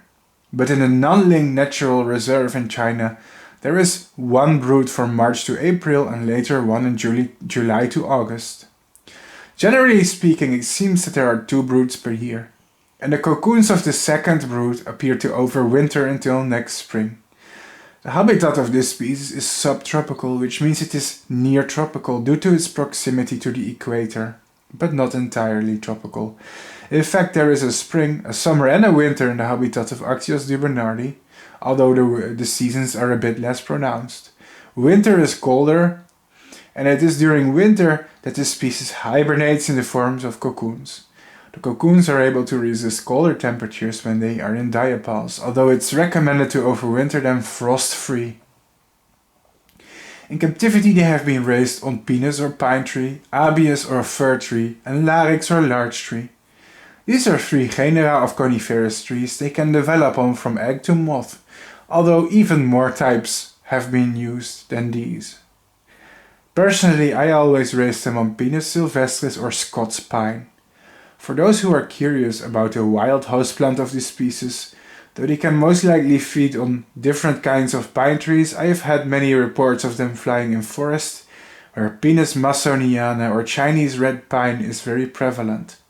Personally, I have never raised them on Pinus dedicua, but a lot of people have reported that great success is possible on it. Anyway, if you have any of these trees, it's very likely that you can breed them with a little bit of effort. Pine tree is an interesting host plant for a moth. On the surface level it makes sense. Pine trees can be abundant, especially at higher altitudes. Pine tree can cover entire mountaintops for miles, and it should be a logical food choice for any moth living in these regions. For example, in the tropical regions, especially in Asia, the higher you go in altitude, the more the rainforest will be replaced by coniferous trees such as pines. In more fancy language, angiosperms will be replaced by gymnosperms. Problem solved, right? It's just a convenient host plant in places where no other types of trees dominate the landscape. However, the evolutionary history between moon moths and pine trees is a little more interesting and complicated than it looks on the surface level. Let's explore it! The genus Pinus or pine tree originated about 150 million years ago in the mid-Mesozoic era and radiated across the northern continent of Laurasia during the Cretaceous period. In all respects, pine trees are relatively ancient plants. The only thing that is important to understand is the difference between angiosperms and gymnosperms. Pine trees are a special type of plant, called gymnosperms. The key difference between angiosperms and gymnosperms is how their seeds are developed. The seeds of angiosperms develop in the ovaries of flowers and are surrounded by a protective fruit. Gymnosperms have seeds that are usually formed in unisexual cones, known as strobili, and the plants lack fruits and flowers. The seeds are naked. What's interesting to note is that gymnosperms are much more ancient than angiosperms. Angiosperms evolved during the late Cretaceous period, about 125 to 100 million years ago. Angiosperms did not evolve from gymnosperms, but instead evolved in parallel with the gymnosperms. Examples of common angiosperms are, for example, oak trees, eucalyptus trees or cherry. Pine trees are in a different group, the gymnosperms. There are over 1,000 living species of gymnosperm. It is widely accepted that the gymnosperms originated in the late Carboniferous period, about 319 million years ago, at least 150 million years earlier than the evolution of gymnosperms. Now let's talk about pine trees from the genus Pinus. The timing of pine origins and diversification overlaps considerably with angiosperm evolution, and it is likely that the competition with these flowering plants played a role in adaptive trajectories taken by pine tree lineages. In close competition, angiosperms appear to have had several key advantages in both reproductive biology and growth. It is hypothesized that pine evolution reflects the competitive exclusion from stable productive environments by the newly emerging angiosperms. In simple terms, it looks like pine trees lost the evolutionary race against more modern flowering plants, and instead of competing with them directly, it decided to avoid competition with them by adapting to harsher environments. This is why they grow so well in cold and dry environments such as deserts, the Arctic, or mountaintops, which are generally colonized by various pine tree species in a lot of places.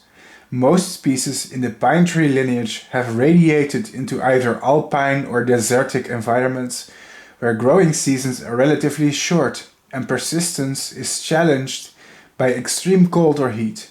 Last but not least, pine trees are also one of the trees to successfully colonize fire-prone regions. In moderately productive environments, some pines are capable of growth sufficient to maintain their canopies high enough above the forest floor to minimize the possibility of fires burning in the surface fuels from carrying into the canopy and killing the tree. Wow, interesting information, Bart, but what does this have to do with moths? Well, wait for it. The evolution of pine trees in the past was highly influenced by climatic changes and most recently the Ice Age. The impact of glacial cycles on the distribution of pines and their genetic diversity have been well documented. For example, pine trees in boreal forest have shifted to southern latitudes during glaciations and colonized their current natural ranges from multiple and genetically differentiated glacial refugia. Changing climates also established warm and humid or tropical or subtropical conditions around the equator, creating the tropical regions we have today. And it appears that from that time, pine trees have retreated into glacial refugia. What is a glacial refugia anyways? Well, a refugia is a fancy word for a shelter, an area in which a population of organisms can survive through a period of unfavorable conditions, especially glaciation. In biology, a refugium, or plural refugia, is a location which supports an isolated or relict population of a once more widespread species. In short, pine trees used to be very widespread throughout the world, but were forced to retreat during the Ice Age. This and other factors has led to the modern distribution of pine trees. Here is what the refugia actually looks like, using Europe as an example. As you can see in today, the Anthropocene or modern times, vegetation covers much of the continent. Well, it used to before humans started slashing it down. But during the Ice Age, and specifically during the last glacialization, the vegetation had to retreat, because most of Europe was covered in ice shelves. Now imagine that you are a moth for a second. Moths are herbivores, often associated with specific types of vegetation. According to the Northern Cryptic Glacial Refugial Hypothesis, or the Glacial Survival Hypothesis, during the last Ice Age, cold-tolerant plant species and animal species persisted in ice-free mycorefugia north of the Alps in Europe, or around the Mediterranean Sea. During this time period, there must have been a major loss in biodiversity in the region. However, pine trees and the species associated with them may have persisted during this time. To put it simply, moths that feed on pine trees during this period may have survived while many of their relatives could have gone extinct, because coniferous trees were able to be one of the major groups that persisted through these glacializations and recolonized much of the temperate world post the Ice Age.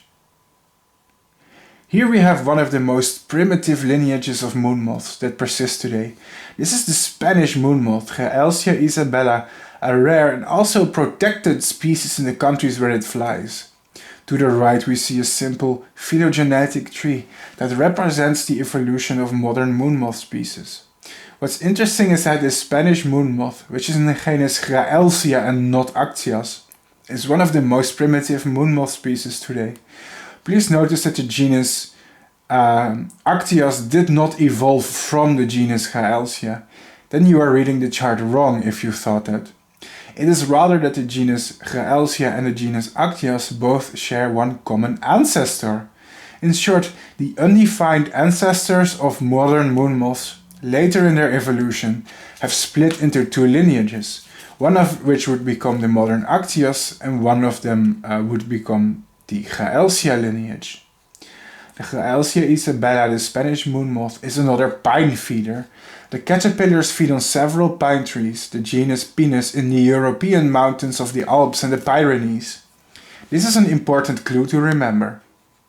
Here is a map of the Spanish moon moth, Gaelsia isabella, and the species distribution on the left in red. It's interesting that nowadays the Spanish moon moth lives in fractured populations on the mountaintops in the Pyrenees and European Alps. And many of their populations actually overlap with the glacial refugia of coniferous trees. Of course, since the Ice Age, a lot of time has passed, but it provides us with an important clue. First of all, moon moths and their ancestors may once have been common and widespread over the continent, but then following the formation of ice sheets, were forced to retreat in glacial refugia.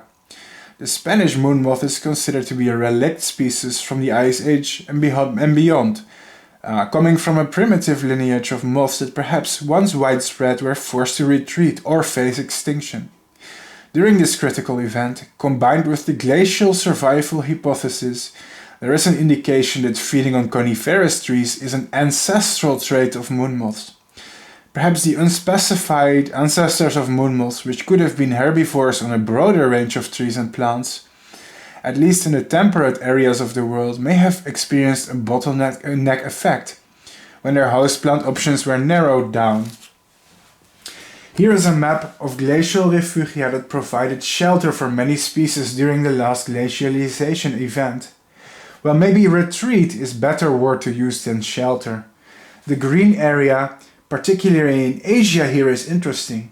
This part of the world, pertaining to tropical and subtropical China, and nowadays even Indochina, has high altitude pine forest. During the Ice Age, the climate in Asia was much different too. In North China, deserts and steppes were much more extensive than they are now, and the modern areas of warm temperate broadleafed forest used to be occupied by steppes or woodland. In South China, the deciduous broadleafed forests were developed in areas that are now covered by evergreen forest, and the monsoon rainforest completely disappeared. Coniferous forests were flourishing, indicating a humid climate where the temperature was much lower than that of the present. East Asia became too warm for pine trees that were adapted to lower temperatures. The plants occurring around mountainous regions may have found refuge by ascending an elevation where possible. It is during this time that the ancestral populations of moon moths in the region, especially the ones feeding on coniferous trees, may have mobilized together with their host plants and have later been isolated and fragmented into smaller populations. Now keep in mind that I am not much of a scientist, so take all of this with speculations. Although I have read many scientific papers for this presentation and have used them to produce this small presentation as accurately as possible, despite that, since I am not citing my sources directly here, you can take this educational presentation with a small grain of salt to mind. However, the widespread, yet paradoxically also fragmented and isolated populations of several types of pine tree feeding moon moths, while these short-lived moths in some instances have no possible way of migrating from population to population or recolonizing habitats, they must have been widespread, scattered and later contained to their current habitats over a large geological timescale, evolving into separate species at later points in their evolutionary history. And here are some examples of coniferous tree feeding species of moon moths from highland mountain regions found in Asia. Actias chapai, or the celestial moon moth, Actias nighthooferi, the Taiwanese moon moth, Actias angulocaudata, the angled moon moth. Or there's a few others as well. Actias felicis, the lucky moon moth, Actias vivian, and we see here Actias dubernardi, the Chinese moon moth, are all examples of moon moths that feed on coniferous trees and are found in higher altitudes in various regions in Asia. Were the ancestors of moon moths species that feed on coniferous trees? Well, it's hard to make a conclusive statement since paleoentomology has a poor fossil record, so we can only make extrapolations. But it does seem that several ancient lineages of moon moths, including lineages of which distribution may have been confined to the glacial refugia of pine trees, have been tied to these hosts for a long time. I would say that feeding on coniferous trees is in some way or another an ancestral trait of this group of moths. Their unspecified ancestors may have been more diverse and fed on more types of plants, although there is a chance that a loss of biodiversity during the Ice Age may have caused a bottleneck in which a few species may have survived the changing climate by reproducing in these glacial refugia, an event which, even to today's modern times, still defines their geographic distribution and ecology today. That's it. Thank you so much for watching my small biology lesson of the day. Thank you guys for watching. If you've been watching for all this time, then you are one of my hardcore fans for sure. If you have so much time and attention to devote about a video about a moth species. And now we will move on to the internet begging part of my videos, the sad and obligatory part, because my channel is demonetized. I always run into problems behind the scenes. I have to make expenses, it sucks, and my channel is demonetized. And here I run into a new problem. Do you see this stuff? This is a tree stump. This is where my pine tree used to be. Remember that part in the video where I was cutting branches of a pine tree? Let's show you the clip.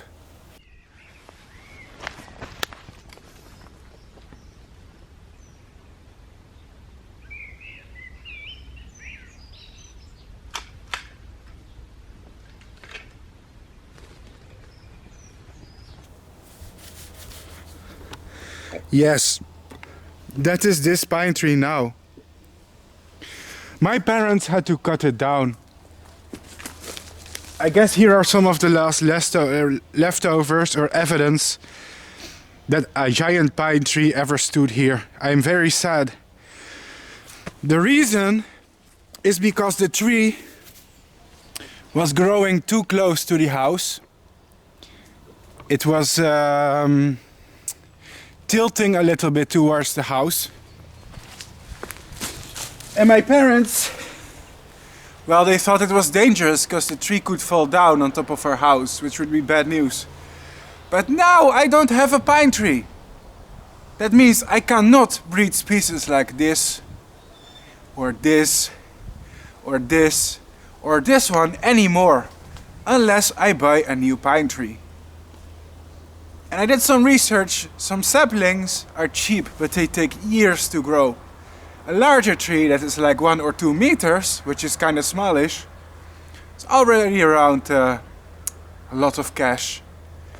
So now you can understand why I am incessant on the internet begging to overcome problems like this. Thank you for watching. Let's start that segment.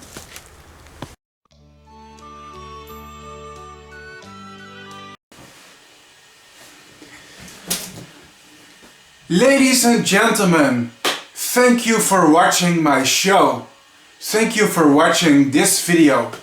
As a small YouTuber, it makes me really happy to learn that there is an audience for me and my particular hobby and interest.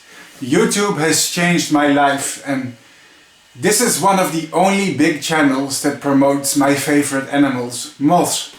And I am very honored to be one of the biggest butterfly and moth YouTubers on the platform. But today I am here once again to bring a very repetitive message that I have to put in all my videos. It's the internet begging part of my videos where I beg strangers for money. Why? Why would you do such a thing? Oh, you entitled influencers. Get a real job. Aha. Well, here's the thing. First of all, YouTube is a real job, especially if you look at the time I put in it. This episode took over 8 months to produce. The life cycles of moths in captivity, wow, I have a cool bad hair day. The life cycles of moths in captivity take several months to complete. It's a very expensive and time-consuming hobby. This little episode right here was 8 months of breeding and filming and editing. That's a lot of my free time invested in it. Secondly, my channel is demonetized. It is 100% and completely demonetized by YouTube. That means that when people click on my videos, I don't make money from the views. And other YouTubers do. Have you ever wondered how YouTubers can keep making videos full time? That's because most of them have something called ad revenue. It's when people click on your videos, they see the commercials, and it brings in money, and this budget allows them to live. It allows them to continue making videos. I don't have this. YouTube is not supporting my channel. Okay, I am doing all of this alone by myself. And that is why I have crowdfunding. The budget I use to make my videos, which is expensive and time consuming, comes from you, my fans, my viewers who have supported me over the years. And I am very, very grateful for this. And I deeply apologize for having to put this begging message into each of my big productions. I wish there was another way. I wish I did not have to do this because it makes the quality lower and it's obnoxious if it's in every video. But considering the time, effort and money I invest into making stuff like this, I just don't see another way. So if you like my channel, if you like the show and what I do, please consider making financial contributions to me and my channel. This channel is 100% crowdfunded and runs on the donations from viewers alone. It's like buying a subscription to Netflix or Animal Planet or any TV program you like, or buying the DVD of your favorite movie.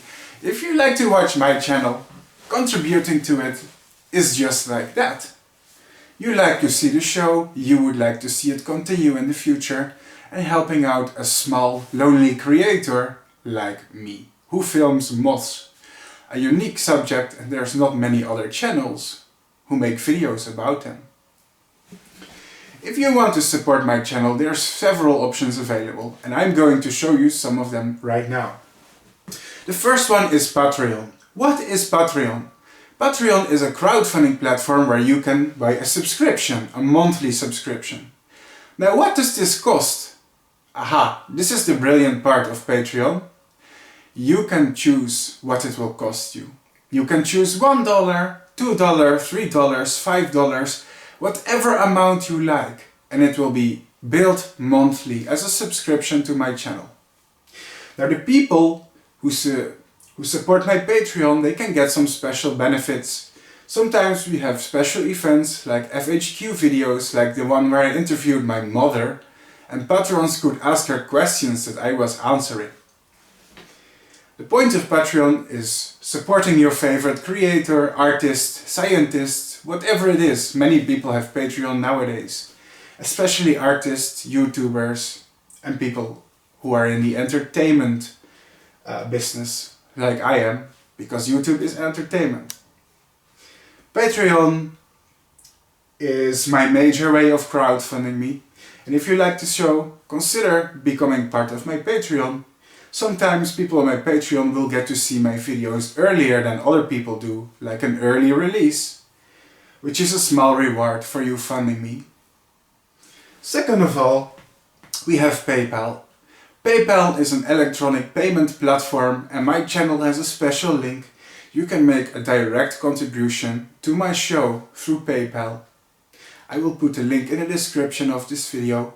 PayPal is very convenient and straightforward. You can send any amount you like and it can be linked to your bank account. Most people who buy stuff on eBay or do transactions online already have a PayPal account. That is convenient. Number 3, I have Ko-Fi. Ko-Fi is also a tipping platform where you can give people a small tip. The philosophy of the website is that you can buy somebody a coffee, usually a tip of $3, which is the value of a cup of coffee. That's why the website is called Ko-Fi. Of course, I don't have to spend it on coffee, it's symbolic. It's really crowdfunding that allows our creators and artists or moth breeders like me to do the stuff that you like to see. Ko-Fi also has a special feature. You can set a target goal, and when you crowdfund this amount and you reach the goal, you can do a special event. And on my channel we have done this in the past. I have something called Coffee with Bart, and if we hit the tips goal on Ko-Fi, then we usually have a special episode in which I drink coffee and show people a special Dutch snack, and we just have a chat about how I'm doing in life. But there's also other ways to support my channel that don't come down to donations. I also have an Etsy. Etsy is basically a store where you can sell homemade items.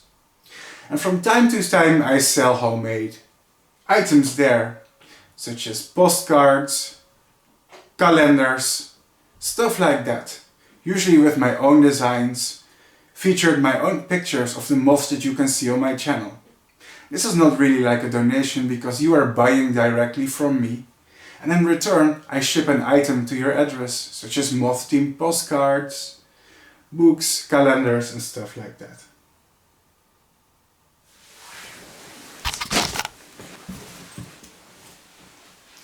Last but not least, there is Amazon. Amazon is not my website, okay? So it's not really like donating.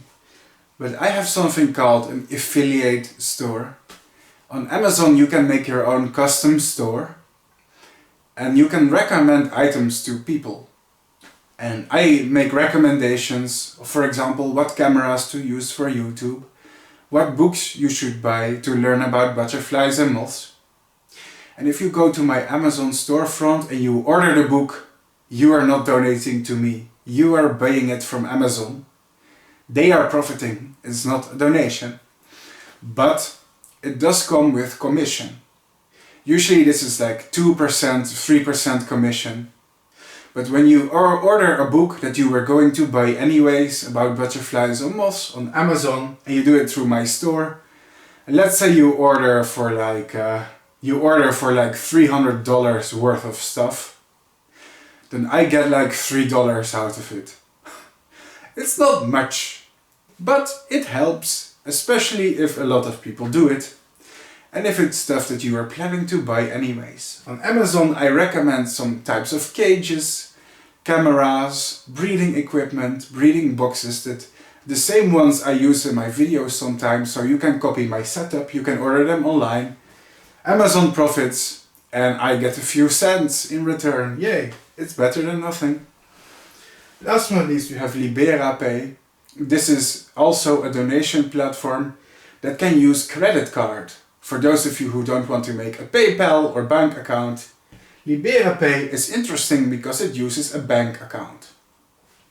You can choose the exact amount you want, even up to 1 cent if you want, or up to $1 or more. You can make it as big or small as you like. It is a single time payment, but it also has an option for recurring payments. Last but not least, there is an economic crisis. We had a virus pandemic. I understand not everybody has the, let's say, the wealth to donate to random YouTubers, and I don't expect you to. I value and appreciate all my viewers, not just the ones who help donate to my show. This is only targeted for the people who are willing and able to. Take care of your own needs first before helping others. This is very important. I don't want people to do it who cannot afford it, and I don't expect you to. It's very possible to enjoy the show for free. I'm very happy and grateful if you do. That's very important to keep in mind. So there's also other ways that everybody can help. Everybody that benefits me and my channel. First of all is sharing the videos. If we want to have more viewers, the channel will become more successful. The more subscribers, the more viewers, the bigger my show will be. This is very obvious. But sharing my videos to new audiences is hard. It is difficult. These are videos about moths. A very specific topic not many people give a shit about, to be blunt. If you have a friend, a family member, or anybody who likes nature, Share the videos. Post them on Facebook, post them on Reddit. If you can get one new person to watch my channel for me, then you have helped me and you have helped the show. This costs nothing and it's a way you can help. Watching my videos also helps, especially if you watch them for a long time. Did you know that YouTube counts viewer time as an indicator for how good the video is? If you click on one of my videos, especially a long one, and you watch it for a long time, then YouTube will recommend the video to others. Simply watching the video, especially the entirety of it, even if they are long, it helps. Comment on my video. Commenting is free and it helps. The algorithm promotes videos that generate a lot of discussion. But secondly, on my videos a lot of people ask questions in the comments. If you answer these questions for them, it helps me, so I don't have to answer everybody's question. But it also helps to grow the community. What I would love to see on YouTube is a community that answers each other's questions. If you see comments that are interesting, reply to them. That helps. Read the description. All my videos have a special description. Usually it's a bit of advertisement, but it also has some interesting facts. It helps to read the description. It also, for example, has links to my personal website where you can learn more about moths. It also has links to my WhatsApp and my Discord communities. You can join and chat with other people interested in moths. That's how you can join the communities. And that's number 5. Join my communities. I have some very lovely chat groups on Facebook. I have some lovely chat groups on WhatsApp, on Discord, and fans of my channel come together and we talk about moths. It's how I made many friends. Consider joining my communities and getting to know people. You'll get to know other breeders who can sell eggs, maybe people in your country who are also interested in moths. Certainly, helping does not have to cost money. This channel helps insects. I am an independent entomologist. I have worked for butterfly farms. I have worked for natural history museums. I'm an online educator and the biggest butterfly and moth YouTuber. My videos help to spread a lot of awareness, education and respect for animals that are otherwise very neglected and rarely get attention. There's many channels who film ants, frogs and stuff like that and help to improve their reputation, but I am one of the only ones spreading the beauty of moths all over the internet. And that's a mission worth supporting. But in real life, not just on YouTube, I also work with insects. I work with conservation. I have even done a little bit of research. Despite not being a very academic person, my mind is clever enough to describe and publish new things once in a while. Overall, I like to believe, even if I say so myself, that my work benefits insects, their reputation, the way we view them, our knowledge about them, and more. And that's a mission worth supporting. If you like the show, I would be very grateful. If you want to support, like, comment, subscribe, and maybe even donate. It's the only thing that helps me going. This channel is 100% crowdfunded. And the show could not continue without the support of my fans. That is why, as of today, to all my videos who take a lot of time and effort to make, I have to insert this crowdfunding segment. I am so sorry if it gets obnoxious and in your face, but sometimes I have to be aggressive with it. Because being a small YouTuber that doesn't get support from YouTube or any other big sponsors or companies, it can be hard. But there is some good news. Recently I obtained a new investor. Somebody who really helps me grow my channel in the future. Somebody who I'm really grateful for. So it's appropriate to give him right now a special thanks. Let's start.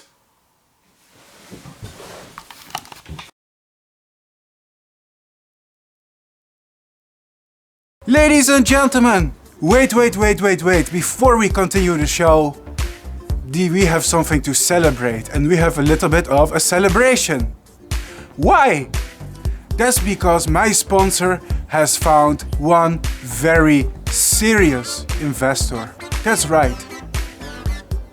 As a demonetized content creator, it can be very difficult to do all of this alone by myself.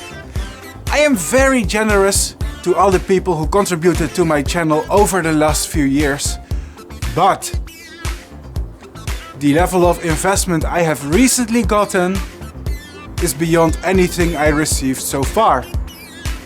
It doesn't come in the form of a company, it comes in the form of one very generous person. This generous person wishes to be mostly anonymous, and I will respect his wishes. But we are allowed to share his first name, which is Rob. And I will leave it at that. His name is Rob. And that's our mysterious, generous investor. The level of support this person has given me is unprecedented, and it means a lot to a small creator like me. It was enough to cover my work for several months and allowed me to afford 3 new cameras, including a GoPro, a time-lapse camera, and the rest I will show it later. Therefore, we will salute you, Rob. I thank you, and my fans thank you, because it's because of you the show will evolve to a higher level. And without further ado, it is time to light these bad boys. I hope it works. Oops, it's a bit too cold. Let's try again. Don't play with fire, kids, unless you are above the age of 18. It's a pretty stupid idea. Fire is dangerous. It's pretty cold. I think these things don't really agree with me. Come on. Burn. Burn for me. You can do it. I believe in you. Yes. Maybe we can light the first one with the second one, if we are smart. See if it works. Yay! Dear Rob, if you are watching this, ta-da! Yes. I bet you didn't expect this. Thank you, Rob, for the level of support you have given me. It means a lot, and I hope I can repay you with my best videos ever. I am working on a lot behind the scenes, and it's my ambition to grow the show as big as I can. 100,000 subscribers would be nice. I don't know if that's ever going to happen though. That's a very big number. Breeding moths and butterflies is expensive and time consuming, which is why I'm constantly begging on the internet with my demonetized channel. And by supporting me, you have done a service to my channel, but also to insects. Because insects are the ones I really work for. And of course, everybody who enjoys my videos will benefit from this as well. It feels like New Year all over again. Wow. These are the XXL ones. Woo-wee. Thank you for watching the Actias dubernardi episode. It's one of my favorite species. I hope in the future that we can show more moon moth life cycles on my channel. Unfortunately, a lot of moon moths are pine feeders, and I have a problem right now, which I will show you later. Because my parents cut down the pine tree I used to feed my insects. So now, this year, I probably cannot breed pine feeding insects, which is pretty annoying. Whee! Here, let's have a cheer, guys. Wow. Rob, thank you very much. You know what you've done for me. And of course, thank you to all my other contributors. As usual, the patrons will be in the credits of this video. It's the middle of winter. See how cold it is? Whee! I'm a dragon. fire and fury, boys. Ah, that's it. That's it for now. Be careful with these. The sparks, they go everywhere. Whew. That was it, ladies and gentlemen. Thank you, Rob. A special thank you is the least I can do in return, right? Let's continue.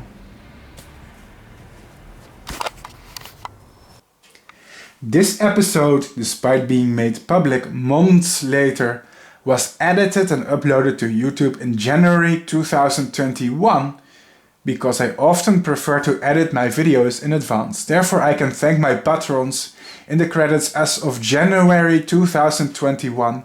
Thank you all for sponsoring me, it really means the world to me. Without your support, this episode would not exist. This show runs on donations for 100%. They are fuel that I use to make videos.